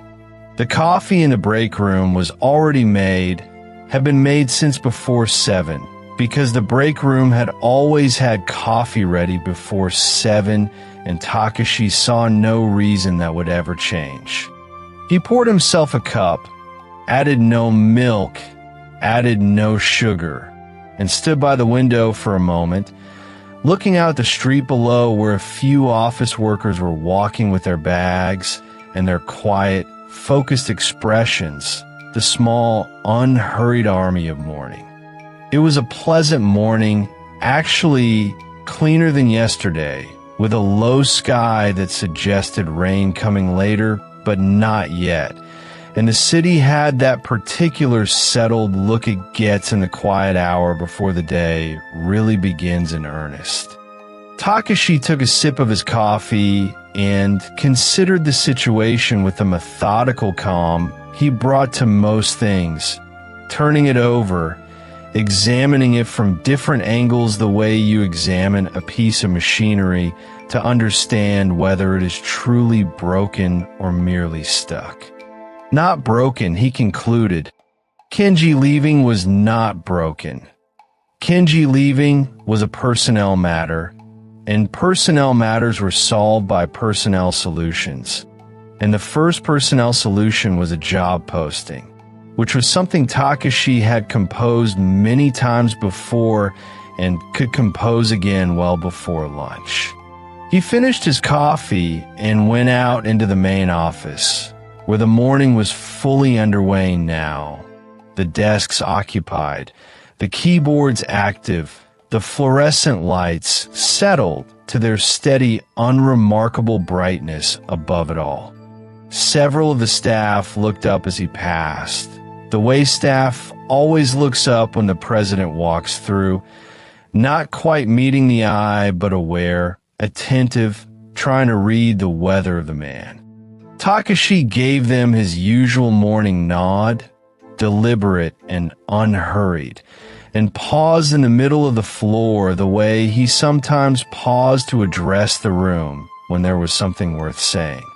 He announced, in the tone of a man reporting mild weather, that Kenji had decided to move on, that it had come through what he understood was some kind of representative service, and that while he wished Kenji well in his next endeavor, the practical matter was simply that they would need to fill the position, and that they would do so through the proper channels, and that there was no cause for concern. A few faces exchanged glances, the kind of glances that happen quickly and say a great deal without a word, and then returned to Takashi, waiting. He told them there was nothing to worry about, that the marketing department would manage in the interim, that the posting would go up that same morning, and that he expected someone capable to come along before very long. He said it the way he said most things, with the particular confidence of a man who has been in charge of something for a long time and has therefore developed a deep faith in outcomes, a faith not exactly grounded in evidence so much as an experience, the sense that things had worked out before and would work out again, because that was, in his estimation, simply the natural direction of events.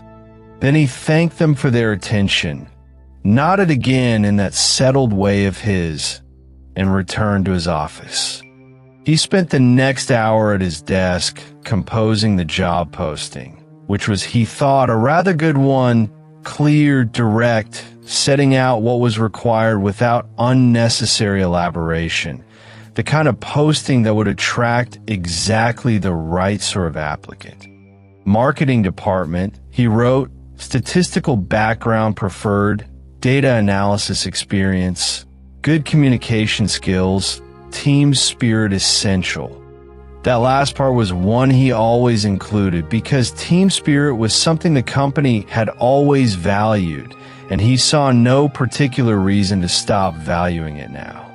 The salary was listed as the standard figure, the one the company had used for years, the figure that had always seemed to him reasonable and fair.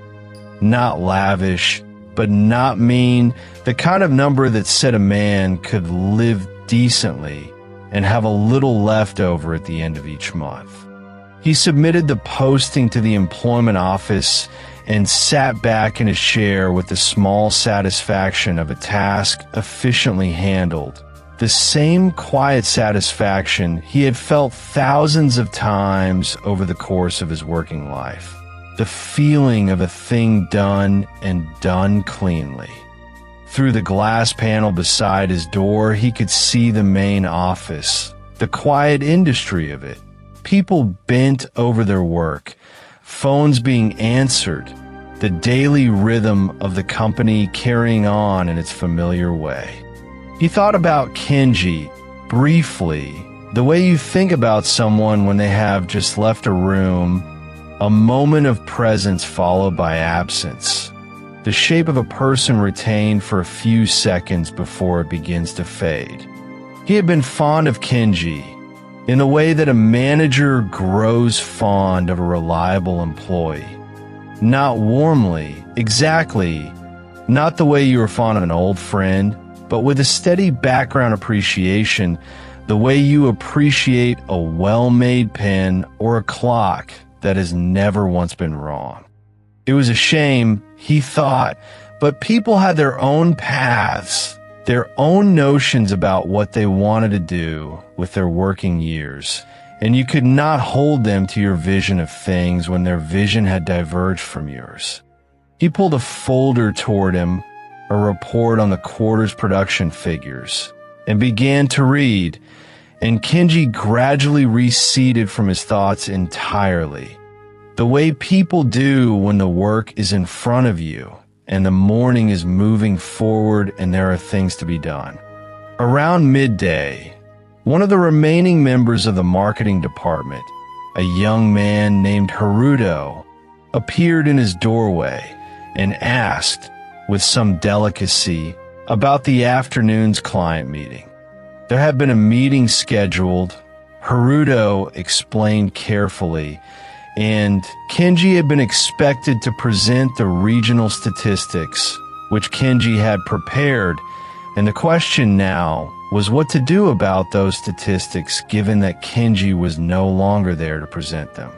Takashi waved a hand with the ease of a man who has waved away complications many times before and found it generally effective.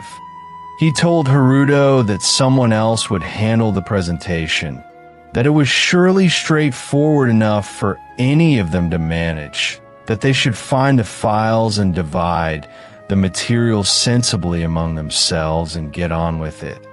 That this was exactly the kind of situation where a team showed what it was made of, and that he had every confidence in them. Haruto nodded slowly, the nod of a person who has received an answer, but not quite the answer to the question they were asking, and made his way back to the main office without another word. Takashi watched him go and felt, for just a moment, a small and fleeting uncertainty. Not quite concern, not yet, more like the very faint shadow of a cloud passing briefly over a largely sunny day, gone before you could settle on a name for it. Then the phone rang with something else entirely, and the moment passed. By the time the afternoon had settled into the office, that particular quiet, busy kind of afternoon where the light goes softer and the sounds from the street below drift upward in a gentler, more muffled way, Takashi had finished most of what he had intended to finish, and his thoughts had moved on to the question of the replacement in a more deliberate way. He was confident about the replacement, not guarded, not cautious, genuinely confident, the way a man is confident about something he has done many times and knows the reliable shape of. Young people came into the workforce every spring, fresh from universities, full of ambition and careful preparation, and there were always among them the analytical ones, the quiet, careful ones who liked numbers and patterns, and the slow, patient work of understanding what markets were doing and why. They came from good universities. These young people had studied hard subjects, had ideas about careers, and they would see a job posting for a company like this one, established, stable, 35 years in the business, a solid name in the industry, and they would apply. And from among the applicants, there would be several good ones. And from the good ones, they would find the right one, the way they always had. It was, in his view, a simple and reliable process. He thought about what he might say to the new person when they arrived, how he would welcome them, the speech he usually gave about the company's values and its long history and what he expected from his team. The speech he had refined over many years and always delivered with genuine feeling, because he always genuinely meant it. Outside his window, the low sky had kept its quiet promise, and a light rain was beginning. Very soft, the kind of rain that does not announce itself, but simply appears, as though it had been falling for a moment already before you thought to notice it. Takashi watched it for a little while, the rain on the glass, the city going slightly gray and pleasant the way it does when the rain arrives without urgency. And he felt, as he often felt at this hour of the afternoon, a quiet satisfaction with the shape of his days. The company had weathered more than this. He found himself thinking, had weathered the difficult years when his father was ill and the decisions had fallen on younger, less prepared shoulders, had weathered the economic uncertainties of the 90s and the slow years that followed, had weathered the shifts in the market that had required them to adapt and reconsider. And through all of it, the company had simply continued, because that was what companies did when they were built on something solid and true. One person leaving, even a good person, even a careful and capable person who knew the regional statistics better than anyone in the building, was simply not the kind of event that troubled a company built on something solid. He was very sure of this. He was, in fact, completely sure of this, in a way that a man becomes completely sure of things when he has spent 35 years believing them and the evidence, until very recently, has never once given him reason to look again. The rain grew a little heavier for a moment and then settled back to its earlier gentleness, and the afternoon light went soft and even through the window, and Takashi read through the job posting one final time, found it good, and thought that by sometime next month they would very probably have their candidates and would begin the pleasant work of choosing among them. He thought about calling his wife to say he would be home at the usual time, then decided it was not necessary, since he was always home at the usual time and she would know without being told. He thought about the quarterly report, which needed his signature before it went to the printers, and he pulled it out and signed it steadily in the space provided. He thought about the lunch he had eaten, which had been satisfactory, a set meal from the place around the corner, the same place he went on Tuesdays, the same meal more or less, reliable in the same way that most things in his life were reliable. And somewhere in the middle of all these small thoughts, each one ordinary and settled and belonging entirely to the fabric of a normal working day, Kenji receded a little further, not dismissed unkindly, not forgotten before his time, simply set aside in the way that the mind sets aside what it has decided is a finished matter. The posting was up, the department would manage the afternoon, and by sometime next month there would be a new person sitting at that desk, the one with the good chair and the two monitors, learning the files, learning the systems, learning the shape of work that someone else had quietly carried for years. That, to Takashi, was simply how things went. He sat in his corner office as the day moved toward evening, the rain coming and going softly beyond the glass, the building gradually emptying around him in the way it did at the end of every day, the sounds growing quieter and then quieter still until the only sound were the rain and the faint electrical hum of the building doing what buildings do at the end of things. And Takashi, last in his office as so often he was, looked out at the rainy city and felt, with a full and uncomplicated heart, that everything was going to be just fine. He turned off his desk lamp, gathered his things with the unhurried economy of a man who has done this exact sequence of movements thousands of evenings before, and left, walking out through the empty office, past the desk that would need filling, past the framed motto on the wall that he no longer really saw, past all the quiet familiar geography of a company he had built and in which he still believed completely. The door closed behind him with a sound like a held breath let go, and the rain kept on outside, as rain tends to do, soft and patient and entirely indifferent to the certainties of anyone. And that is where we leave him tonight, walking home at the usual time, through the gentle rain, briefcase in hand, his mind already quiet, his faith in tomorrow as whole and untroubled as it had ever been. Let that moment rest where it is, settled and still, the way a breath settles after a long exhale.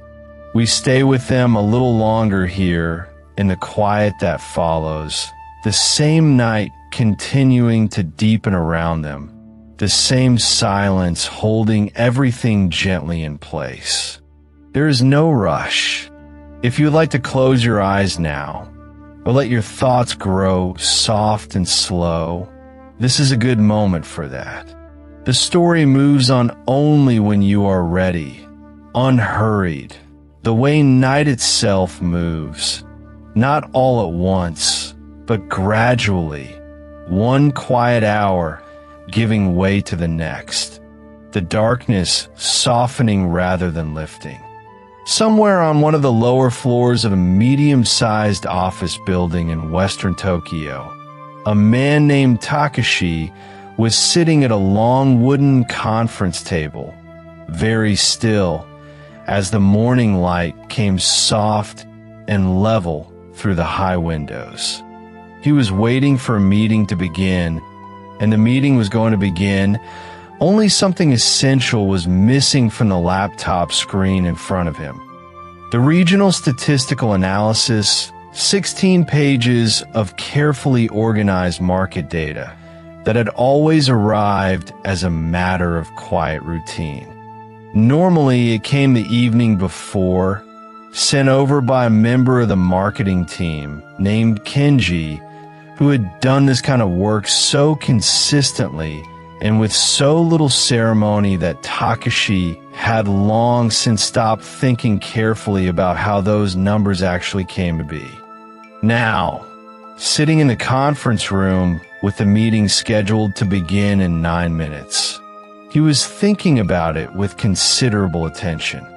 The cells in the spreadsheet were blank where the data should have been, a simple, neutral, uninflected blankness that managed somehow to feel quite loud. The client's representative arrived a few minutes later, a composed man named Riku, who had driven in from the distribution office and had, as he mentioned while shaking hands, been looking forward to going through the Western Corridor numbers in some detail. Takashi welcomed him with tea and the familiar opening pleasantries of a business meeting, and explained, in a tone he kept carefully measured, that there had been a recent staffing change, and that the analysis would need a few additional days to finalize. Riku received this information in the way that a person receives something they had not budgeted for, with a brief pause, a slight shift in expression, and mentioned that he had specifically arranged his morning around the data they had been promised. The room went very quiet after that, the particular quiet of a professional setting where something has been said too plainly to be walked back. And Takashi said he understood completely, and that he was sorry for the inconvenience, and that they would reschedule at the earliest opportunity.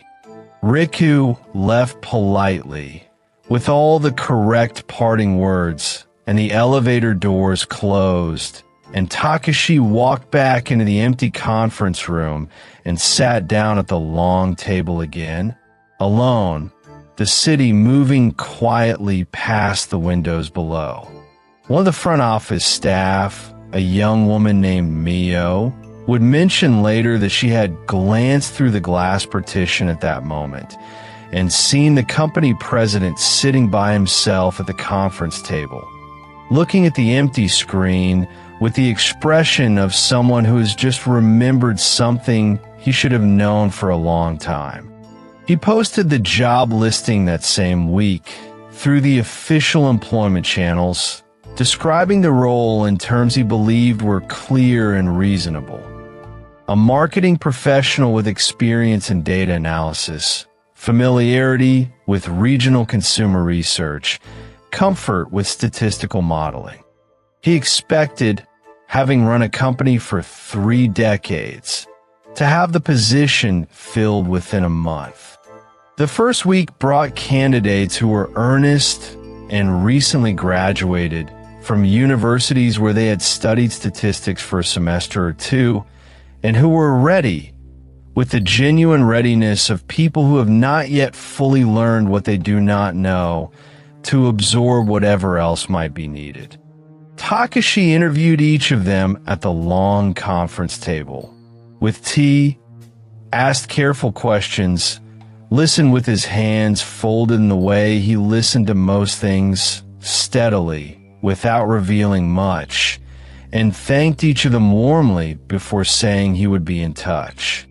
The second week brought someone more experienced, a candidate named Daichi from a mid-sized research firm, who could discuss sampling methodology and confidence intervals in the offhand, fluent way that suggests the knowledge has had years to settle comfortably into the person carrying it.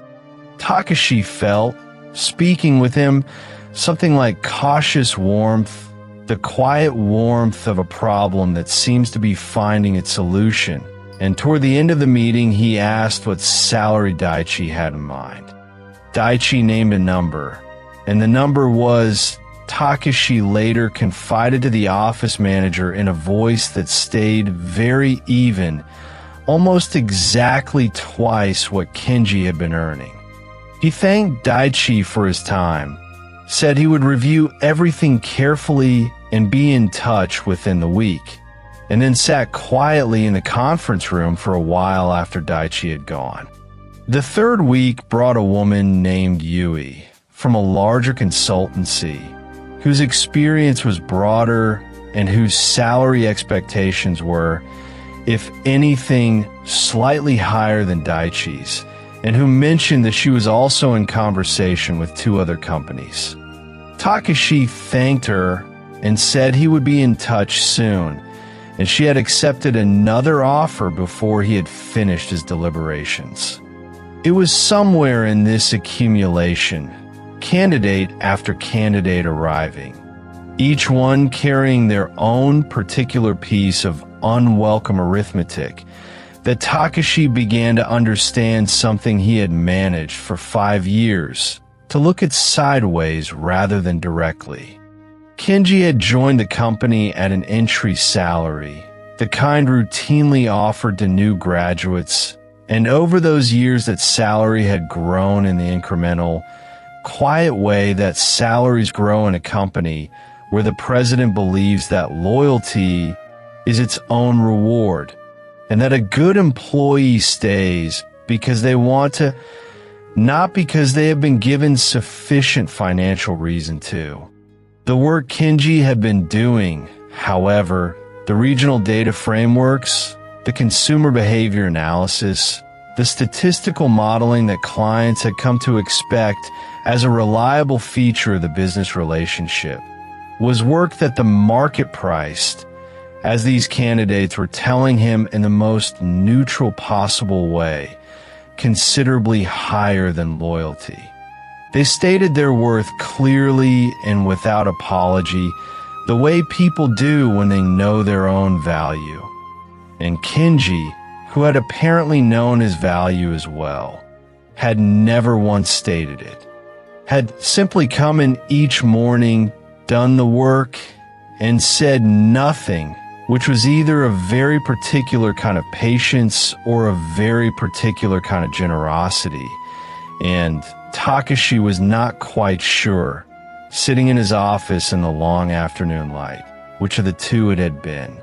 In the marketing department, the 2 remaining team members, Sora, who handled the campaign work, and Emi, who managed the client relationships, were doing their best, and their best was genuinely good, only it was not quite the same thing as what had been there before. Sora came to the doorway one morning with the expression of a man who has made a decision about saying something difficult and has chosen not to soften it too much, and mentioned that the Kobe presentation was 12 days away and that without a data framework, he could not build the case the client was expecting to see. He also noted that 3 other client meetings had been postponed or quietly canceled over the preceding weeks, and that the clients had been patient so far, but that patience, in his experience, tended to have a certain shelf life. Takashi told him he appreciated the candor and that he was working on a solution. Sora paused at the door and said, with the careful politeness of someone who is being more direct than he usually allows himself, that the situation probably had a known solution, and that the solution's name was Kenji. Takashi said he would consider all options. Sora nodded and went back to his desk, and the afternoon settled into its usual patterns of keyboards and distant phones, and Takashi sat in his office with the door closed and thought about what considering all options actually meant in this particular situation. The difficulty was not, he understood, logistical. Kenji's number was in his phone the way numbers stay in phones when you don't use them, but haven't quite gotten around to removing them. Still there, still attached to the name he had typed in years ago on some unremarkable morning before a team meeting. The difficulty was the kind that doesn't have a tidy label, the kind that belongs to a man who has spent 30 years being the one who sets direction, the one who is generally right, and who is now sitting in the accumulated evidence that he was, in at least a few important respects, not right, and is trying to find his way to what to do with that. Making a phone call that said, in so many words, that he needed Kenji back, that the office did not run the same way without him, that the clients were leaving, that no one who had come through the door in 2 weeks could do what Kenji had done, was something Takashi could imagine in the abstract, and found, when he tried to move from abstract to actual, that his thoughts kept stopping at the same place. Emmy came by at the end of the day, just as the light outside was shifting toward evening and the rest of the office was emptying, and set a single sheet of paper quietly on the corner of his desk without saying anything about it. It was a printout from the job listing with 3 salary figures written in the margin in her small, precise handwriting, the numbers that Daichi and Yui and a 3rd candidate had named, and below them, also in her handwriting, a figure she had taken from the payroll records, what Kenji had actually been earning. She did not annotate it or draw any conclusion from it, only set it down, said good night, collected her bag, and went to the elevator, which was, Takashi thought afterward, a rather elegant way to make an argument. He sat with the paper in the quieting building, listening to the cleaning crew work their way along the corridor, the low rumble of their cart approaching and then receding, until the floor was still and there was only the paper and the city outside and the steady hum of the lights overhead. The arithmetic on the page was not complicated, which was, perhaps, the very thing that made it sit so heavily. For 5 years, Kenji had done the work of someone a market now told him commanded nearly twice his salary, and had done it without asking for more, and had left in the end not over money at all, but over the feeling that his professional judgment was not being taken seriously enough. Takashi turned the page face down, and looked at the wall for a while. There is a particular kind of discomfort that comes not from being wrong, but from having been wrong. And it is, in many ways, the harder of the two to sit with because it comes without any clear outlet, no grievance to carry, no direction for the feeling to go, just the quiet fact of it, settling into the room like the cold settles at the end of an autumn afternoon. He had been wrong not to pay Kenji what the work was worth. He had been wrong to dismiss the product objection without giving it the weight it deserved. And that was a separate wrong, perhaps smaller in scale, but still present, still part of the accounting. And he had been wrong for years to run on the comfortable assumption that a person who does not complain is a person who has no complaint. He thought of the dinner they had shared some months ago, how easy it had been, Kenji talking about consulting, about the future he had been quietly planning for some time, and Takashi listening and meaning every word of encouragement he had offered across the table. He had meant those words, he was quite certain, had genuinely wanted Kenji to thrive, had said so with real warmth, and then the very next morning had gone back to his office and made the product decision without once consulting the person he had just praised for his foresight and judgment. It was possible, he thought slowly, that meaning well and doing well were not always the same thing, and that a man who could not reliably tell the difference might not be running things quite as soundly as he had, for many years, assumed. Rain had arrived by then, the soft coastal kind that comes in the evening without announcement and installs itself without ceremony. And it moved in thin, wavering trails down the tall windows, catching the light of the buildings across the street and breaking it into long, shifting lines.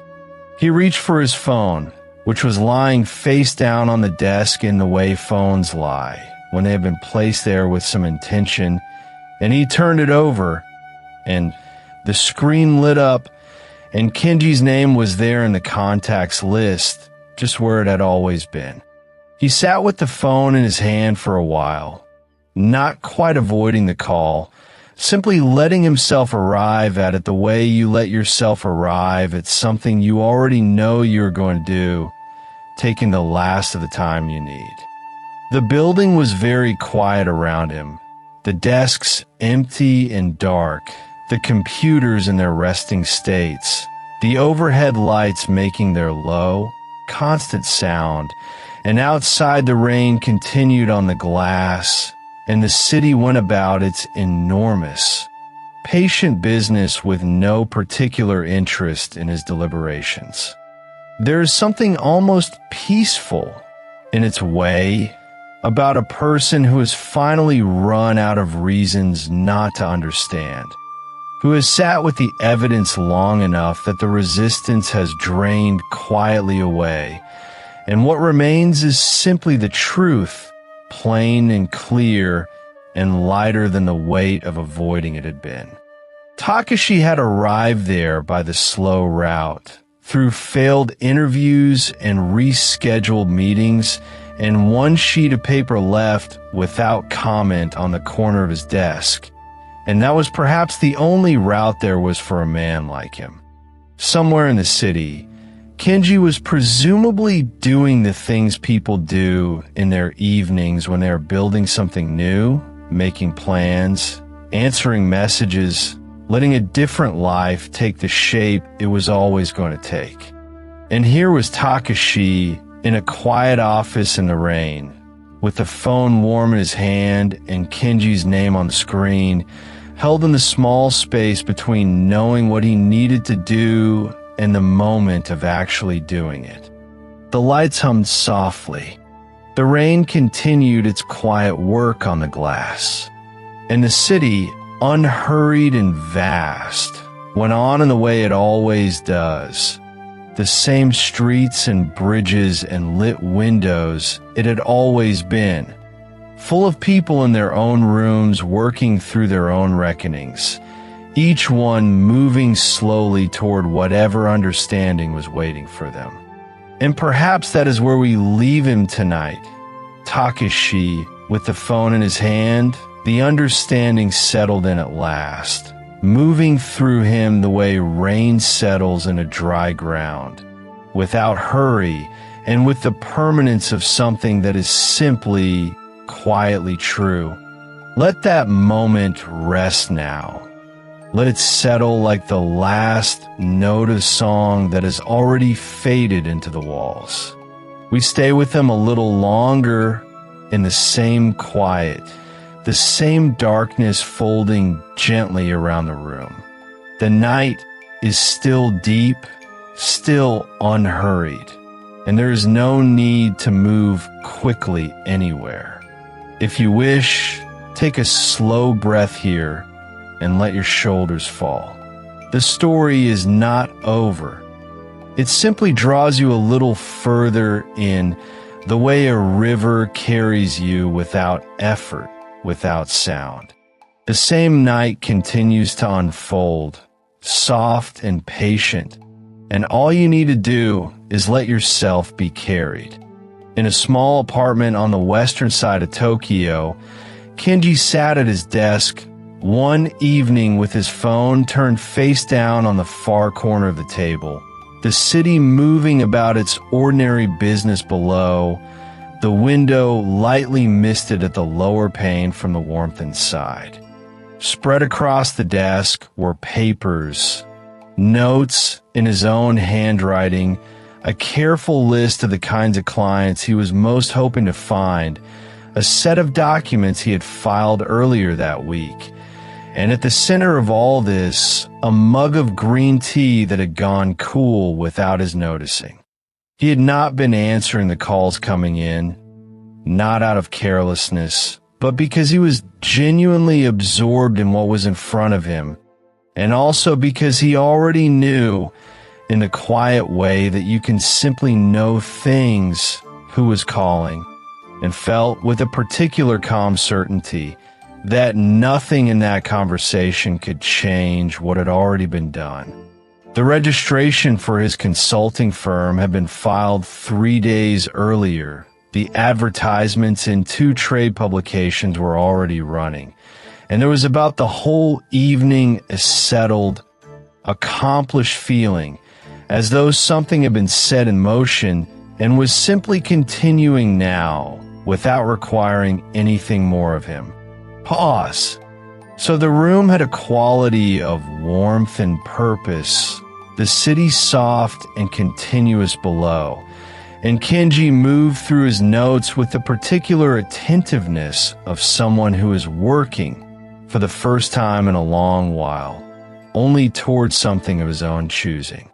The buzzer came from the intercom panel beside the door, once flat and brief, the way it sounds when it might be a delivery for a neighbor or a wrong floor, or simply nothing at all. Kenji glanced up, waited a moment, and returned to his papers.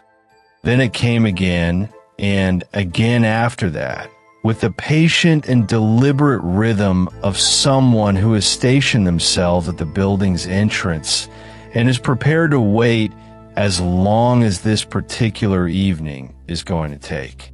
He set down his pen and looked across the room at the intercom panel, and something arranged itself in his mind. Not a surprise exactly, more the recognition of a shape he had been half expecting since the resignation call 2 days ago, the way you recognize a weather pattern before the clouds have quite finished arriving. He thought about the couple next door, who kept sensible hours, and the older gentleman downstairs, who had mentioned once with great and specific politeness that sound traveled somewhat unpredictably through the floors of this building. And after another long and deliberate burst of ringing, Kenji stood and walked to the intercom. He pressed the button and asked, in the level voice of a man who already suspects the answer. Who was there? The voice that came back was Takashi's, slightly too loud for the small speaker, carrying the breathless and half-rehearsed quality of something said many times over in an elevator on the way up, now being said out loud for the first time. Kenji pressed the door release and stood in his small hallway. And in the few minutes before the elevator arrived and the corridor produced the sound of approaching footsteps, he stood and looked at the papers still spread across the desk. The notes, the list, the documents already filed, the advertisements already placed, all of it quiet and settled and complete. There was something steadying about looking at it. Just then, he found, not because he needed steadying exactly, but because the calmness of what was already done was a useful thing to carry into what was about to happen. He opened the door before Takashi could knock, and Takashi was there in the corridor, a little creased in a way that seemed new to him, his expression carrying the specific weight of a man who has had to set aside several things on the way over in order to arrive at something he genuinely needs. This was not the Takashi of the morning assemblies, not the version who had moved through every room with the absolute certainty of someone who had never had occasion to ask whether his instincts were correct, who had spoken of company spirit and shared purpose with the full conviction of a man who had never been asked to question himself. Standing in the corridor under the humming fluorescent light, this Takashi was quieter, smaller in some way, not unkindly so, just more plainly human, which is what tends to happen to most people when they find themselves needing something they cannot simply expect to receive. Pause. They stood there for a moment before Takashi began, the corridor quiet between them, the city doing its indifferent and patient things somewhere below. He started with the salary, as people often do, because money is the most immediately available language for expressing how much something matters, and the figure he named was more than double what Kenji had been earning all these years. And then, when Kenji's expression remained gently and entirely unchanged, not closed, simply settled, triple, and that word arrived in the corridor between them with the helpless weight of a bid offered at an auction long after the lot has already been sold. Kenji told him, with the same evenness he had maintained since opening the door, that the salary was not the issue. There was a pause, the corridor very quiet, and then Takashi recalibrated, shifted his weight slightly, reached for the next thing, and asked about benefits, about working hours, about whether perhaps the nature of the work itself had become what no longer fit.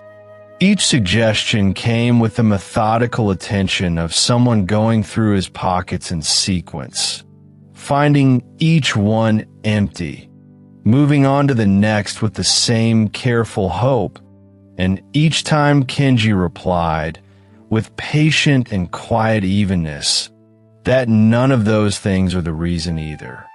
He said it without unkindness, because there was none in it. A door that has been properly closed is simply closed, not hostile, and Kenji's refusals had nothing in them that tasted of grievance or score settling, only the clean plainness of a fact. He told Takashi, after a moment of standing quietly in the corridor, that he was grateful, genuinely, and he meant this as fully as he said it, because 5 years is a long time, and a person learns things in 5 years that cannot be borrowed or arrived at any faster than actual time will allow, and that has its own worth regardless of how a story ends. But gratitude and a life's direction, he said, are two entirely separate things, and honoring one did not require setting the other aside. And then he told Takashi about the consulting firm. Not with any ceremony, not as a revelation designed to land with particular force. Just as a simple fact, stated in the same even voice as everything else, because it was simply the truth of where things stood, and he saw no reason to present it any other way. The words were oddly light to say. He noticed, for something he had been carrying in the back of his mind for years. Like the way a door feels when it has finally been opened after a long time of being kept carefully shut. The paperwork was already filed, he said, the registration complete, the documents submitted and recorded in the proper way. Pause.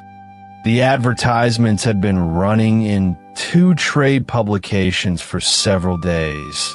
The kind read by the people he was most hoping to reach, the kind who thought carefully about what was in front of them.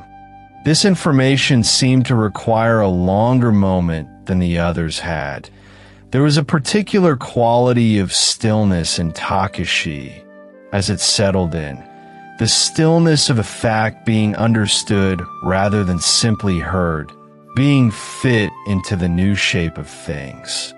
Takashi said something about timing, that there was nothing wrong in principle with the idea of a consulting firm, only that now was not the moment, that a better moment would present itself, that Kenji perhaps did not fully appreciate how complicated matters had become. Kenji listened to this with the patient and slightly gentle manner that you bring to an argument you have already considered carefully and set aside.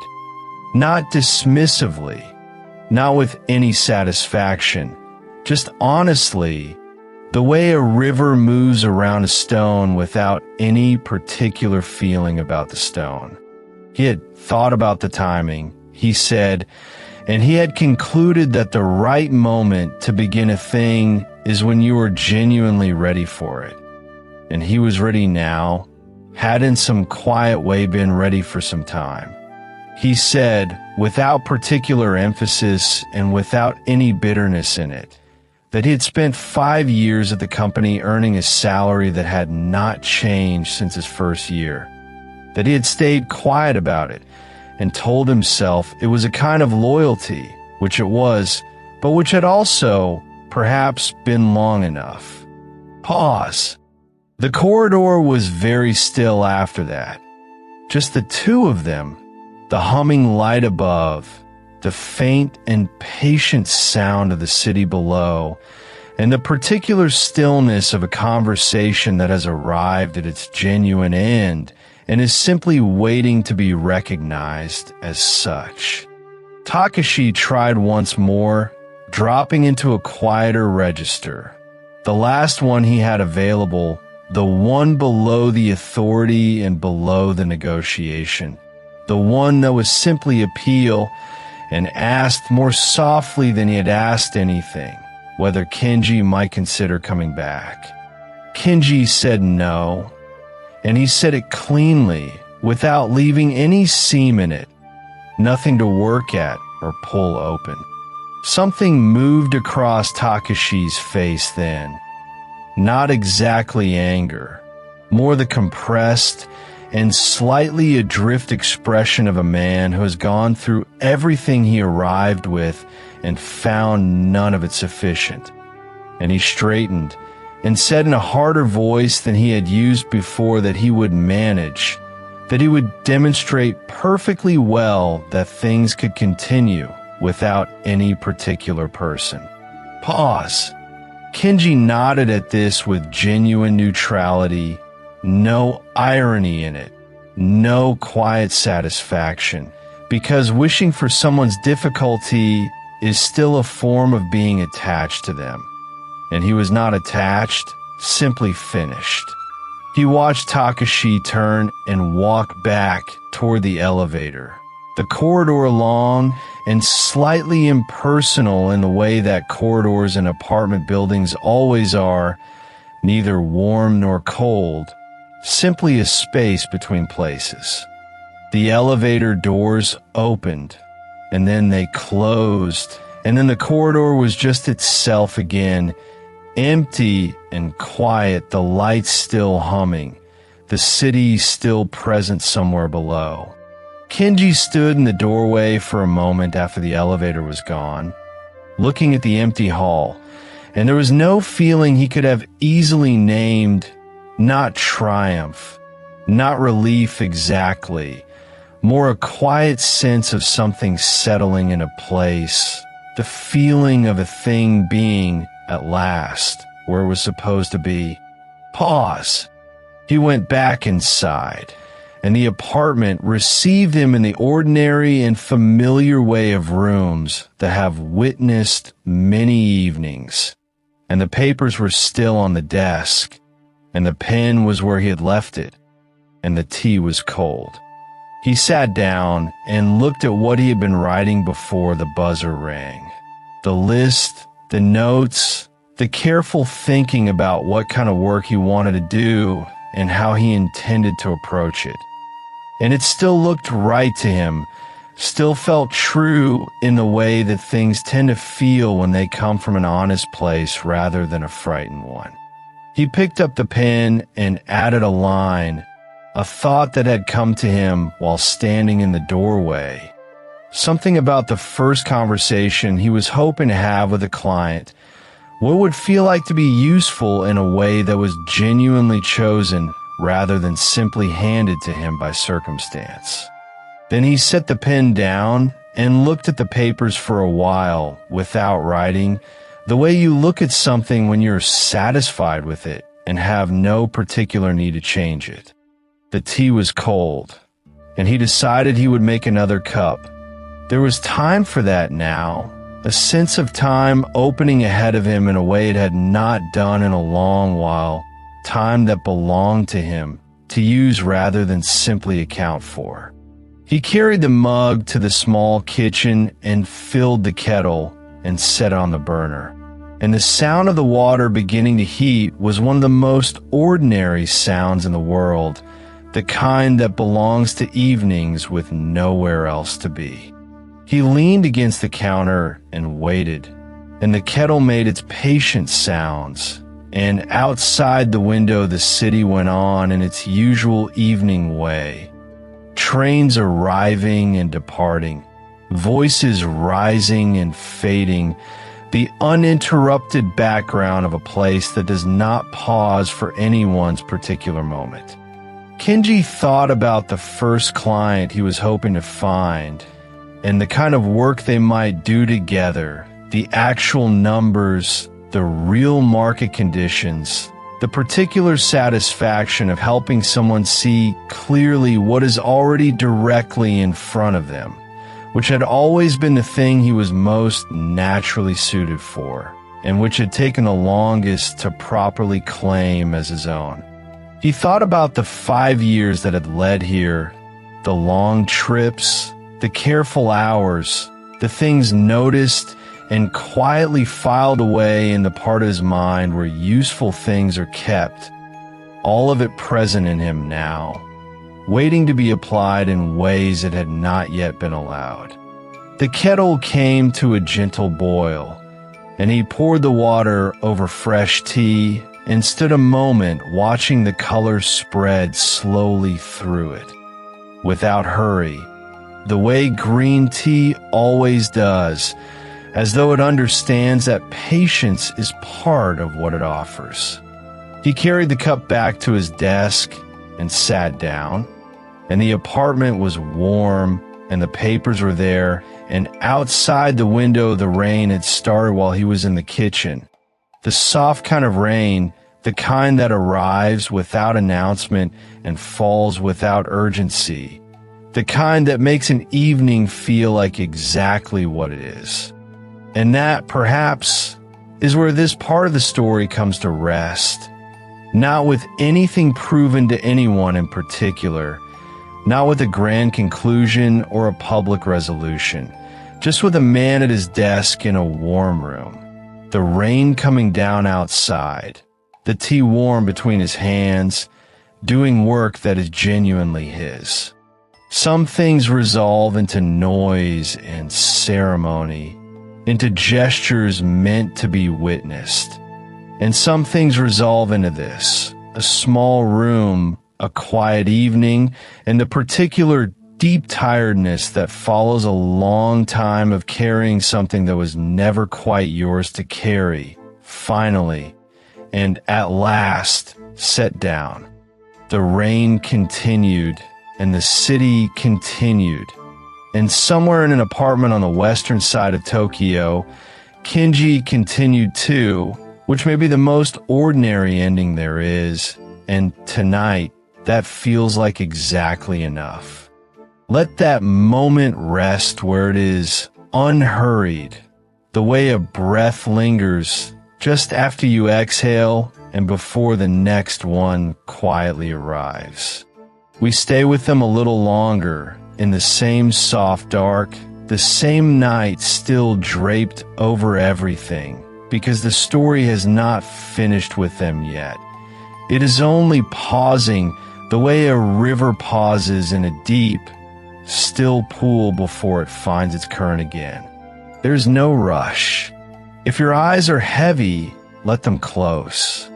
If your thoughts are drifting, let them drift. The night continues, and so do they, and so do we, moving gently forward together into what comes next. Somewhere in an unremarkable building in the city, on a floor that had grown noticeably quieter in recent weeks, sat Takashi, company president, and a man who had just launched a product that nearly everyone around him had gently, persistently tried to talk him out of. Months of discussion had arrived at this: a luxury version of the company's most beloved household item, something that had always been popular precisely because it was affordable and practical, now reimagined with natural materials and a price tag 10 times higher than before. Somewhere in the logic of it, Takashi had found a kind of clarity. The wealthy consumer was underserved in this category. The market was larger than people assumed. The right presentation would open the right doors. And that clarity had sustained him through every meeting where his staff had looked at the proposal with careful, polite expressions of concern. Not one of them had been rude about it, which was, in its way, a testament to the patience of the people he had managed to find over the years. Slowly and methodically, he had moved things forward. The improvement notices had been filed with the relevant authorities. Advertising space in 2 respected magazines had been booked, and a specialist marketing firm, chosen after several evenings of careful review, had been engaged at a cost of 10 million yen to handle the launch properly. The specialist firm had been enthusiastic in the professional and measured way that firms paid 10 million yen tend to be enthusiastic, and they had sent in materials with clean design and thoughtful copy that confirmed, in polished language, that the luxury consumer segment was indeed underserved and that the timing for entry was favorable. It had all felt very reasonable. Pause. The product was manufactured carefully, packaged in materials meant to convey the quality being promised, and shipped to retail partners who had agreed, with varying and occasionally visible degrees of hesitation, to carry it on their shelves.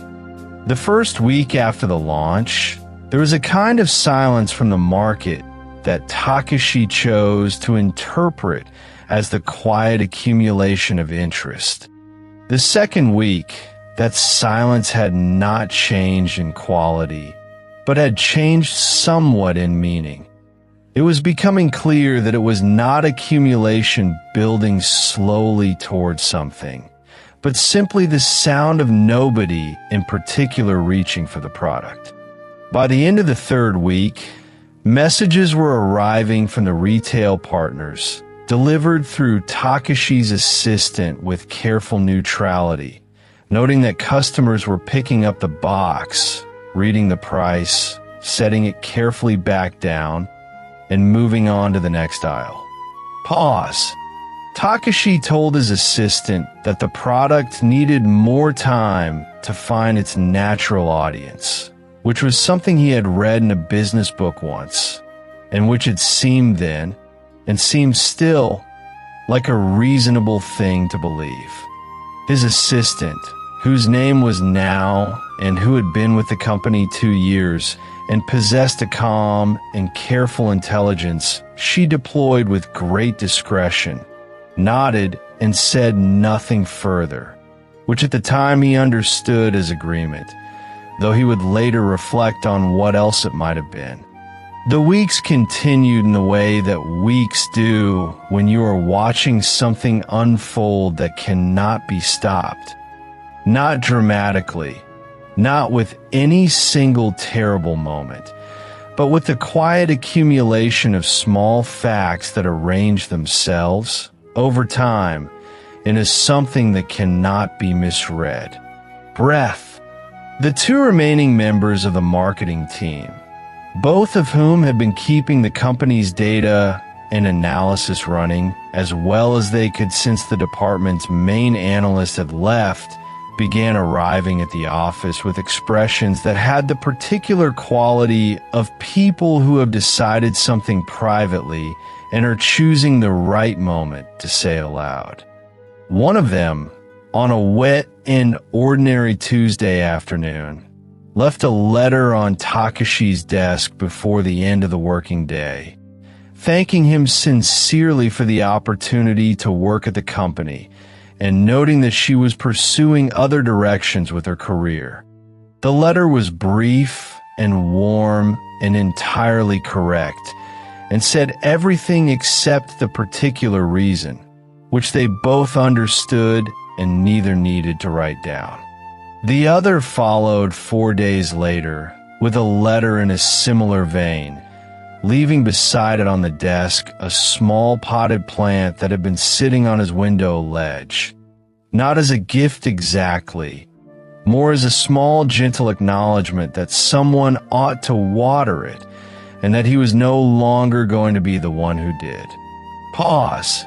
The office, which had never been large or crowded, began to carry within itself the particular atmosphere of a room where more people used to be. The desks remained as they had always been, with their quiet residue of occupation, a coffee mug with a faint ring inside, a calendar 2 months behind, a charging cable nobody had thought to retrieve, and the fluorescent light above them hummed at the same pitch it had always hummed, indifferent to what was happening below it.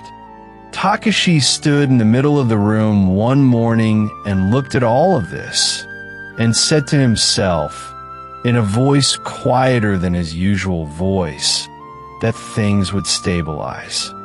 The marketing firm was still active. After all, they had pivoted in the weeks since the initial sales data had come in to suggesting broader changes across the entire product line.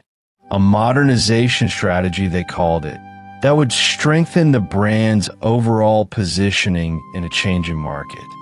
Takashi, who was now operating with somewhat less of the internal resistance that requires other people nearby to sustain, had agreed to several of these suggestions, and new versions of a handful of the company's older products have been manufactured and sent to the same retail partners who were, by now, replying to his messages with a directness that had not previously characterized their correspondence.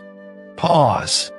The phones rang more often, and the nature of the calls had shifted in a way Takashi, could feel in his posture before he had consciously registered what it meant. He had always been the kind of man who arrived at work first and left last, who found genuine energy in the rhythm of a working day, who had believed sincerely and without irony that a company could run on the strength of its leader's conviction. And now he was a man who listened to the phone ring once before picking it up, as though that extra beat of silence might change what the call contained. Breath. A manager from a large retailer in Osaka called to say the revised version of one of the older products was difficult to use, that his staff had received complaints from customers, that he was very sorry, but he would need to return the current inventory. And Takashi thanked him and said he understood completely, and set the phone down afterward with the kind of careful movements people use when they are being deliberate about staying composed.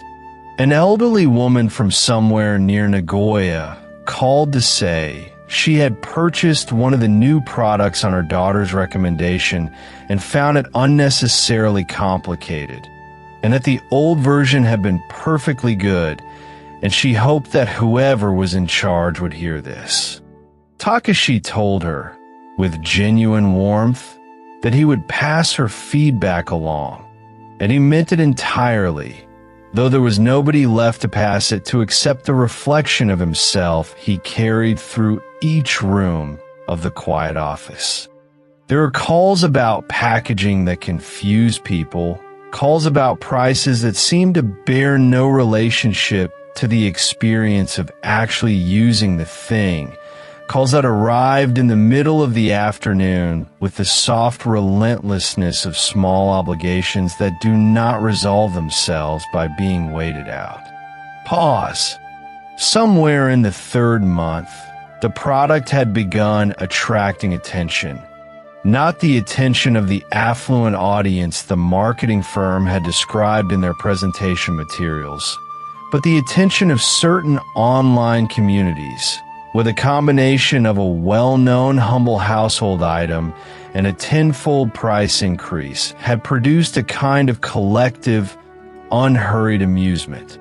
A photograph of the product on a retail shelf circulated through one of the larger forums, with a caption that was brief and accurate and entirely unkind in the most casual possible way.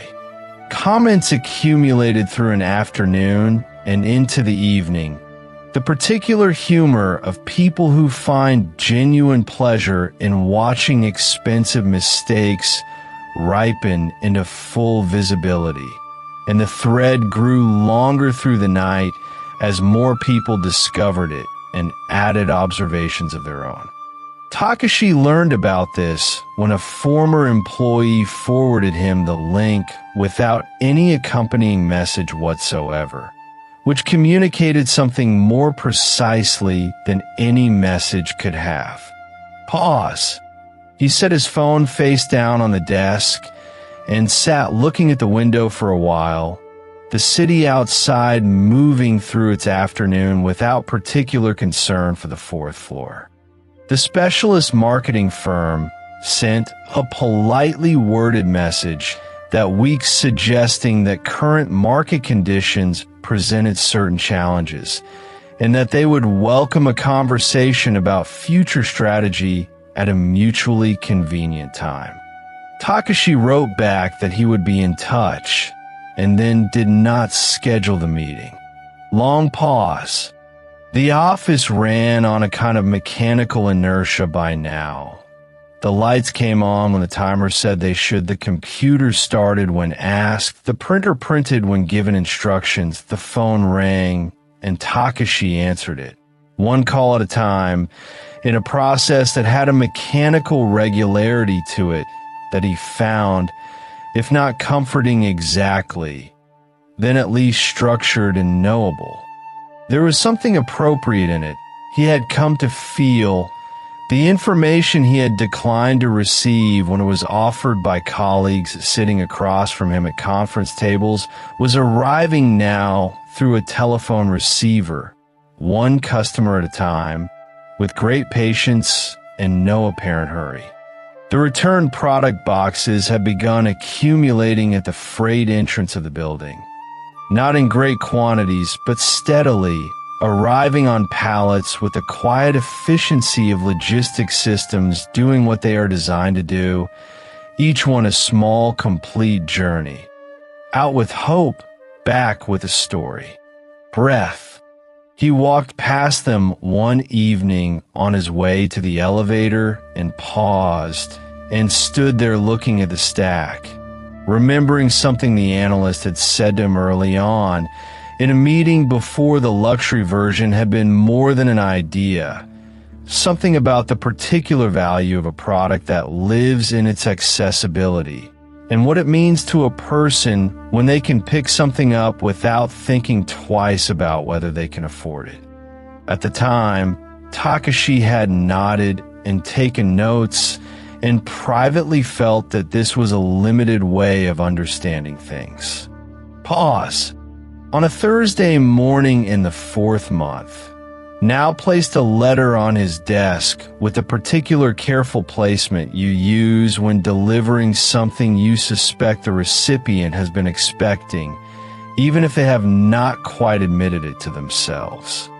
It was a thick cream-colored envelope, well-made, bearing the name and address of a law firm and the clean and modest lettering that serious law firms use when they wish to convey gravity without making a performance of it. Takashi picked it up and turned it over in his hands once, and then again, the way you turn something over when you know what it is and find yourself wanting one more moment on this side of knowing for certain. Inside was a formal legal document, several pages long, written in the measured and unhurried language that legal documents use, which has the effect of making even uncomfortable facts feel very precise and very settled. Pause. He read through it slowly, the fluorescent light above him unchanged, the city continuing its business outside the window, and at the bottom of the first page, he found the name of the representing attorney, Hiro, the same calm professional voice that had telephoned him months ago, early in the morning, to say on behalf of a former employee that a resignation had been submitted and would take effect in the normal course of things. The document outlined, in careful organized paragraphs, certain unpaid matters related to wages over an extended period, certain working conditions that had existed and been documented, certain specific grievances recorded with the kind of thoroughness that comes from a person who has had many quiet months to organize his thoughts and access to someone who knew exactly how to set them down. Breath. Takashi placed the papers on the desk and sat back, and the chair made its small familiar sound, and the office was very still around him. Through the window, the city moved through its ordinary Thursday afternoon. A delivery truck turned slowly at the intersection below. A cluster of pigeons lifted from the rooftop across the street and then settled again. A cloud moved across the sun, and the light in the room softened for a long moment and then returned. Pause. He thought about the dinner a long time ago now, in a restaurant he had always liked, where the analyst, young and talented and the best person in his department, had sat across from him and spoken carefully about where he hoped to take his career. He remembered listening and feeling, somewhere in that conversation, a kind of pride, as though the young man's ambition were itself a tribute to the place that had helped shape it.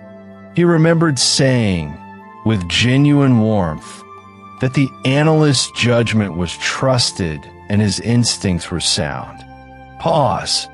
He thought about the evening he had gone, in a certain desperation, to that same person's apartment. The buzzer pressed many times, the door finally opening, the quiet face in the hallway, and the conversation that followed in which everything Takashi offered was declined with a gentleness that had, at the time, been harder to receive than anger would have been. He remembered the drive back through the city afterward, the streets passing by the car window, and the feeling that had settled in his chest. Not quite anger, but something that wore anger's coat, the feeling of a man who has heard something true and has not quite yet decided what to do with it. He remembered deciding, somewhere in that drive, to continue with his plan. The improvement notices were already filed, the advertisements already ordered, the momentum already built, and that this was not stubbornness but confidence, and that there was a meaningful difference between the two. Breath now came to the doorway in the late afternoon and asked, in a voice that was both careful and genuinely kind, whether there was anything he needed. He told her no, thank you, and that she was welcome to leave for the day if she liked. And she nodded and gathered her things quietly, and the sound of her footsteps going down the hallway and then fading into the stairwell were the last sound the office made for quite some time.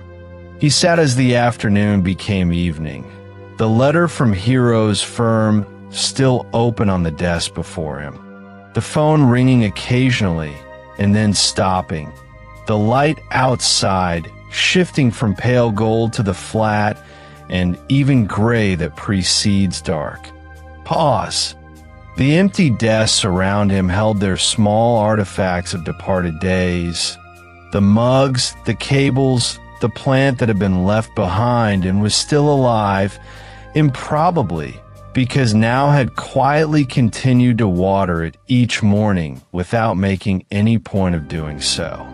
He thought about the morning meetings from years ago, the company song that everyone had sung at the start of each day, the collective energy of people who believed they were part of something, and he thought about how much of that he had confused with his own good judgment, and how that confusion had seemed for so long to cost nothing. A fine rain began outside, arriving the way rain does at the end of a dry spell, without announcement, without urgency, settling lightly on the pavement and the window ledge and the roof of a van idling at the corner below. Pause. Takashi turned off the desk lamp and sat for a while in the ambient light that came up from the street, the city reduced to its softer evening self, the muted percussion of rain on the ledge, the distant signal from a pedestrian crossing somewhere nearby, the way a building settles into itself as the hours accumulate around it. Hiro's letter lay on the desk in front of him, patient and precise, the way that honest things tend to be patient. It had waited many months to arrive, after all, and it was in no hurry now that it had. And there, in the growing quiet of that Thursday evening, in an office that had once been full of people who had tried, in their various careful ways, to tell him something he was not yet ready to hear, Takashi sat with his hands folded in his lap and let the rain come down softly on the city below. Pause. He thought about the product somewhere out there on a shelf in a store that would return it by the end of the month. The 10 million yen, the advertising, the specialist presentations, the clean fonts, the polished language, the absolute certainty that it felt from the inside so much like wisdom. He thought about how certainty feels when you're inside it, exactly like being right.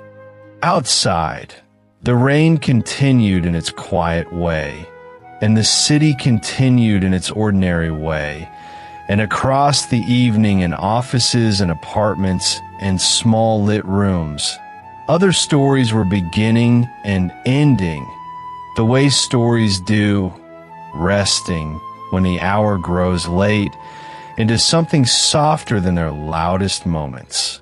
Pause. And that, perhaps, is where this particular Thursday rests for tonight. Let that moment rest now, just as it is unhurried, still holding its warmth. The same night continues around them, the same quiet air, the same soft darkness settling in, and there is no need to move quickly from one feeling to the next. You can take a slow breath here, let your shoulders ease a little, let your thoughts drift a little looser. The story has not ended. It only pauses the way a river pauses in a wide and shallow place before finding its gentle current again. We stay with them a little longer, moving softly forward into what comes next in this same long, unfolding night. In his small apartment on the western side of the city, Kenji sat at the low wooden desk he had moved close to the window, a neat stack of papers spread before him and the first lights of the evening beginning to show through the glass, soft and unhurried, the way Tokyo always looked from a few floors up when the rain was coming in. He had been working all afternoon on the documents for his consulting registration, the kind of careful, methodical work he had always been drawn to, numbers checked twice, wording measured, each form completed with the quiet satisfaction of someone building something that was entirely and unmistakably their own. There was a particular feeling to it. He noticed something he had not quite had words for before, a lightness in the shoulders, a steadiness in the hands, the sense that the desk he was sitting at was solid ground. The resignation had been processed, the 2 weeks of paid leave counting down quietly in the background, and Hiro, the attorney who had handled the entire matter with such precise and unhurried competence, had sent him a brief confirmation that morning, the formal language of the law office's letterhead a pleasant contrast to the chaos he imagined had greeted the call on the other end. Kenji had read that note more than once, not because it was complicated, but because there was something in its clean finality that felt like a door closing softly behind him, and he found that he wanted to sit with that feeling for a little while before moving past it. He poured himself green tea from the thermos at the corner of the desk, and the apartment was quiet except for the rain beginning outside, arriving without drama, without urgency, just the city easing into its evening the way it always did. He had returned to a client's regional consumer data, a market analysis not unlike 100 others he had completed in his years at the company. Though these numbers felt different now, somehow, as though the same instruments were playing the same notes, but in a room with much better acoustics, when the intercom at the building's front entrance began to ring. Not once, not twice, but in the insistent closed-set repetition of someone who has decided not to wait and is communicating that decision with their index finger.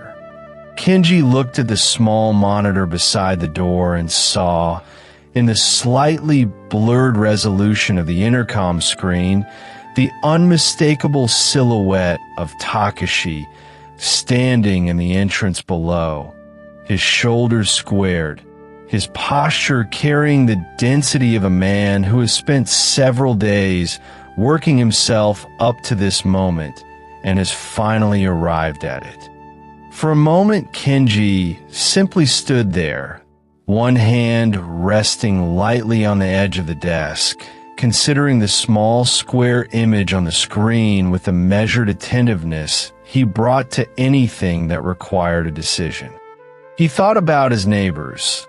The quiet woman in the next unit who never complained about anything. The older couple on the floor above who grew herbs on their balcony and said good morning with the same gentle consistency every time they passed. And he pressed the release and heard the lobby door open far below. By the time a knock came at his own front door, he had set his papers neatly to one side, placed the thermos cap back on the thermos, and was standing in the narrow hallway with the calm of someone who had nothing in particular to be afraid of. He opened the door, and Takashi was there, his face carrying a deep and complicated color, the kind that comes not from cold air or exertion, but from something that has been building in a person for days and has finally reached its pressure. Takashi began without preamble, and the words came quickly, though Kenji noticed they were not quite as loud as they might once have been. There was some instinct that had reminded him they were standing in a residential corridor, and the instinct had moderated the volume, if not the intensity.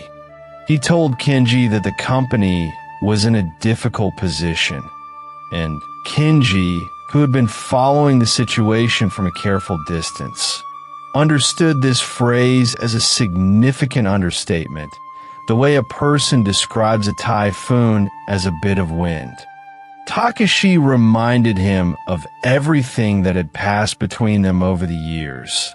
The business trips entrusted to him, the late evenings at small bars when Takashi had listened to Kenji's ambitions and called them promising, the sense that the company had valued him not just as an employee, but as something closer.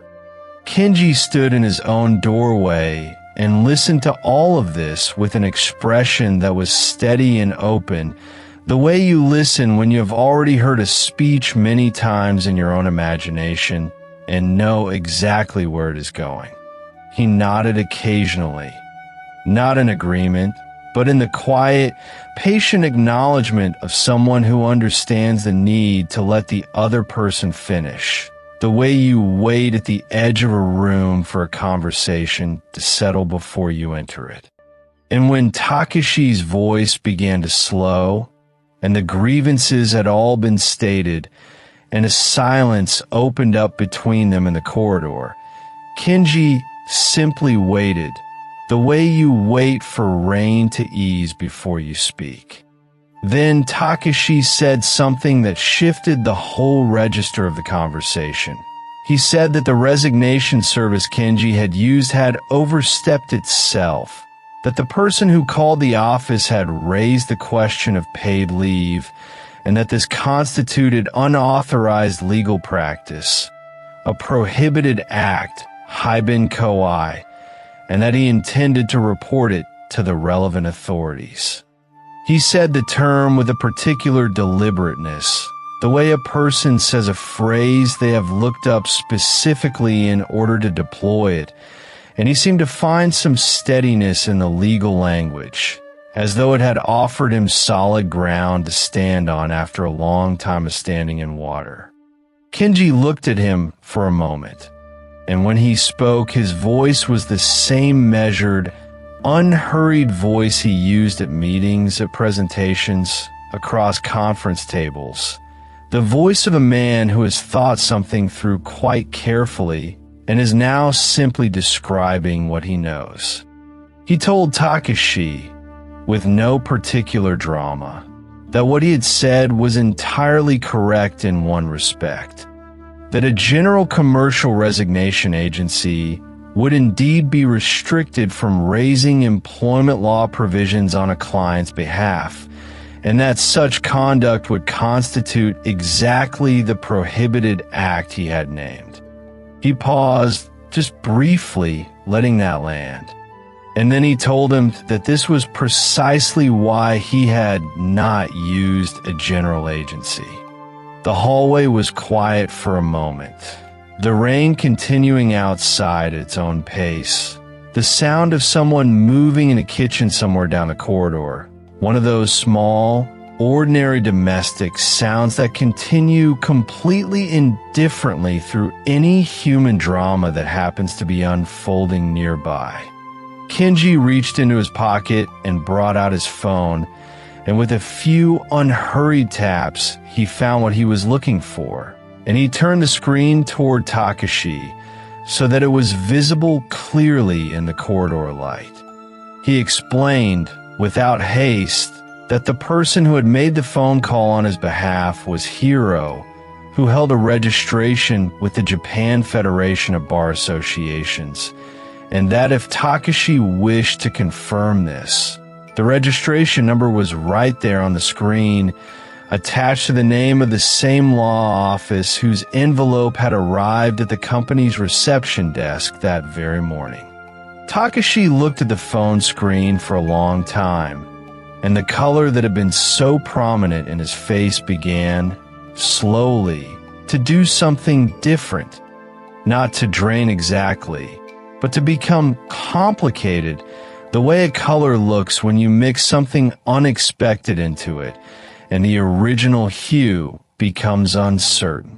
He started to say something about fabricated websites, about phone screens proving nothing, about how he was not simply going to accept what a small piece of glass showed him, but the words arrived in pieces now, halting the confident stream from before broken up into something that moved more like water finding its way around stones.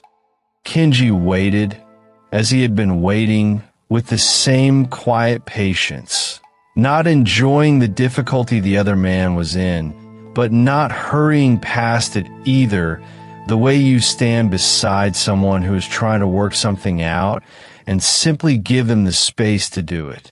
And then the argument ran out of its own energy, the way some arguments do, not with a climax or a concession, but simply by ceasing, like a small fire that has consumed everything near it and found nothing new to catch.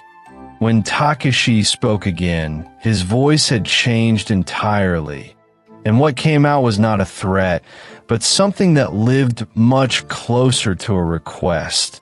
Quiet, slightly rough at the edges, directed at Kenji through the narrow space of the open doorway. He said that a lawsuit would cause serious damage to the company at this particular moment, that there were already difficulties with suppliers and with certain long-standing clients, and that if there was any possibility at all of settling the matter quietly, of finding some arrangement that kept it out of court, he was prepared to discuss whatever terms Kenji needed. He mentioned salary again, the offer he had made on a previous visit, 3 times the original figure, and then, quietly, named a number higher than that, the way a man raises his bid when he suspects the last one did not reach. Kenji looked at him for a long moment before answering, and when he answered, it was with the gentle tiredness of someone who has had a particular conversation many times in his head and knows what the only honest answer is, and is sorry that it has to be the honest answer, but is not going to change it. He told Takashi, as quietly and directly as he knew how, that the salary had never been the issue, that it was not the issue now, and that the attorney handling his matter was prepared and willing to proceed, and that Kenji had every confidence in him. He added, without any edge in his voice, that he genuinely hoped Takashi might find a way through the difficulties the company was facing, but that he himself could not be the way through, not anymore, and that he thought Takashi probably knew that too, if he sat with it. Something tightened briefly in Takashi's face, then a last tightening, the kind that comes before something finally gives. And he said that if Kenji wanted a court case, then he would have one, that he was not without resources, that a new consulting business still finding its footing would not come through litigation unscathed.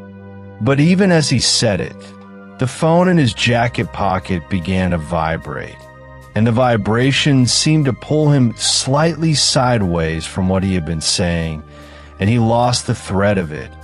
And after a brief pause, he answered the call with the distracted, terse manner of a man who did not have the spare attention it required. The voice on the other end was brief, and what it said was simple. A colleague, the last few words suggested, one of the remaining staff, informing Takashi that he had submitted his paperwork that afternoon and would not be coming in. Takashi said, "Wait," just that one word, softly, without any force left in it at all. And then the line went quiet, and he was left standing in Kenji's hallway with the phone still raised to his ear and the sound of his own breathing. He stood there for a while without moving, and Kenji watched him from the doorway and said nothing because there was nothing that needed saying, and sometimes the most humane thing is simply to allow a person the privacy of a moment that belongs only to them. He thought he could see, in Takashi's stillness, the precise moment when something that had been held up for a very long time by the force of will alone finally, quietly, set down its load. Takashi's knees gave way slowly, not in any dramatic collapse, but in the gradual way of something that has been carrying too much weight for too long, and he sank down against the wall beside the door and sat there on the corridor floor, his back against the pale plaster, his phone held loosely in one hand. He began to speak in a low, murmuring voice, not to Kenji, not to anyone in particular, just aloud into the empty corridor, saying that if he had listened, if he had only not insisted, if he had left certain things alone, and the words arrived slowly, unevenly, like the last pages of something being turned. Kenji stood in the doorway and watched him for a while, making sure he was not in any physical distress, listening to the murmuring gradually slow and then grow quiet. And he felt, looking at the older man there on the floor, something that was neither satisfaction nor sadness, but something in between, a kind of complex stillness. When it became clear that Takashi was not going to collect himself and leave on his own anytime soon, Kenji went inside and found his phone and called the non-emergency police line and explained in a calm and factual voice that a man was sitting in his building's hallway, that he appeared to be in some distress, that he was unhurt but was not in a state to leave unaided. He gave the address, answered the questions they asked him, and then went back to the doorway to wait. And after a while, 2 officers arrived, unhurried, matter of fact, carrying themselves with the particular quietness of people who have seen many kinds of difficult moments and have learned to meet each one with steadiness. They helped Takashi to his feet, speaking to him gently, and walked him out of the building, and Kenji watched from the window as the 3 figures moved through the wet street below and disappeared around the corner, the rain continuing at its own pace over all of it. He stood at the window for a while after they had gone, watching the city lights reflected in the wet pavement, and then he turned back to his desk and his papers and his tea, now quite cold, and sat down again. He thought about the years he had given to that company, the long business trips, the careful reports, the evenings at bars where Takashi had looked at him over a glass and said, quite genuinely, that he thought Kenji would go far.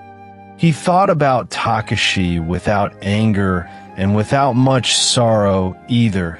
The warmth had been real enough in its day, but it had never once been able to bend. And a man who cannot bend, however fond he is of the people around him, will in the end break the very things he believes he is holding up. There is a sadness in that of a quiet kind, not the kind that demands attention, not the kind you have to push away, but the kind that settles beside you on a rainy evening and sits with you for a little while and then, when you pick up your pen again, moves gently aside. The news of the company's bankruptcy reached him some weeks later, carried by a mutual acquaintance who mentioned it carefully, watching to see how it would land, and Kenji received it with the mild attentiveness of someone who had been expecting the weather to change and was now simply noting that it had. The luxury product, the one that had cost so much to make and sold so very little, had apparently achieved a kind of accidental notoriety in various corners of the internet, the sort of fame that no one would have wanted for it, and that seemed to attach itself to objects which prove a point too expensively. Takashi, by the same slow channels of second-hand information, had been left with the considerable debts of a company that no longer existed. The dissolution a long and unglamorous process, and there was no cruelty in Kenji's noting of it, only the plain recognition that a man who had been warned calmly and repeatedly, and with the actual numbers laid out in front of him, had chosen each time not to listen, and that this was simply the place to which that choosing had led. It was simply what had happened to a man who had believed very deeply in a particular way of doing things, and who had not found a way to revise that belief before it had taken everything it was going to take. Hiro, the attorney who had handled the resignation, had by now become something of a professional acquaintance. They had met for coffee, compared notes on a few areas where their work touched, and Kenji felt for him the particular warmth reserved for people who were exactly what they said they were, plainly and without performance. The consulting work, meanwhile, had settled into a shape that suited Kenji in ways he had not quite anticipated. The clients were thoughtful, the problems were genuine, and there was the deep satisfaction of being asked for his judgment rather than being asked to set it aside. The income had grown in the reliable, earned way of work that was genuinely his. And within the first year, it had already more than doubled what the company had paid him across 5 years of the same careful judgment, which was its own quiet kind of arithmetic. The numbers saying plainly, at last, what they had always known his work to be worth. Some evenings at the desk by the window, with the city doing whatever cities do in the rain, he would find himself thinking back to those early business trips. The new cities, the unfamiliar data sets, the slow accumulation of a picture of how markets moved and what people actually needed. And he would feel quietly that all of it had been worth exactly what it cost. Not because of how the story ended, exactly, but because of the particular path it had taken, which had led him to a desk that was his own, in a room that was his own, doing work that the market apparently valued quite a bit more than the salary he had been collecting for 5 years. He had begun, in a modest way, to think about the life he wanted to build around the work, small domestic things, the kind of future that involves a second chair at a table and the comfortable quiet of someone else reading in the other room. It was still some way off, perhaps, that particular future, but he found that he could hold it without urgency, without the anxiety that had once attached itself to any thought of the future. It was simply a direction, a quiet expectation, unhurried. The lamp above the desk made a warm island of the room, and through the window the city lights lay soft and doubled in the wet street below, and the night came in around him the way nights do in that part of the city. Not as darkness, exactly, but as a general softening of things, a gentling of edges. Outside, Tokyo continued in its steady, intricate way. A million small rooms with their own lamps, their own papers, their own people sitting with the particular weight of their particular days. And among all of it, one small desk, one cooling cup of tea, one man who had found, after some considerable trouble, a place where his work was welcome. He picked up his pen again, and the rain went on, and there was nothing else that needed to happen tonight. And perhaps that is the best place to leave him. There at his desk on an ordinary rainy evening, doing work he believed in, valued at last for exactly the judgment he had always quietly offered, in a life that had finally, slowly, come to fit. The rest is just the passing of days, a company that would not listen dissolving slowly into paperwork and memory, a city carrying on in the rain, and one careful marketing analyst who had known what the numbers meant and trusted them, and who had, in the end, been proven right about every part of it. Not loudly, not all at once, but completely. And that, perhaps, is where the story rests for tonight. And so we have arrived at the end of tonight's story. The last words have been spoken. The last moment has settled into quiet, the way a candle finally rests after its flame goes still.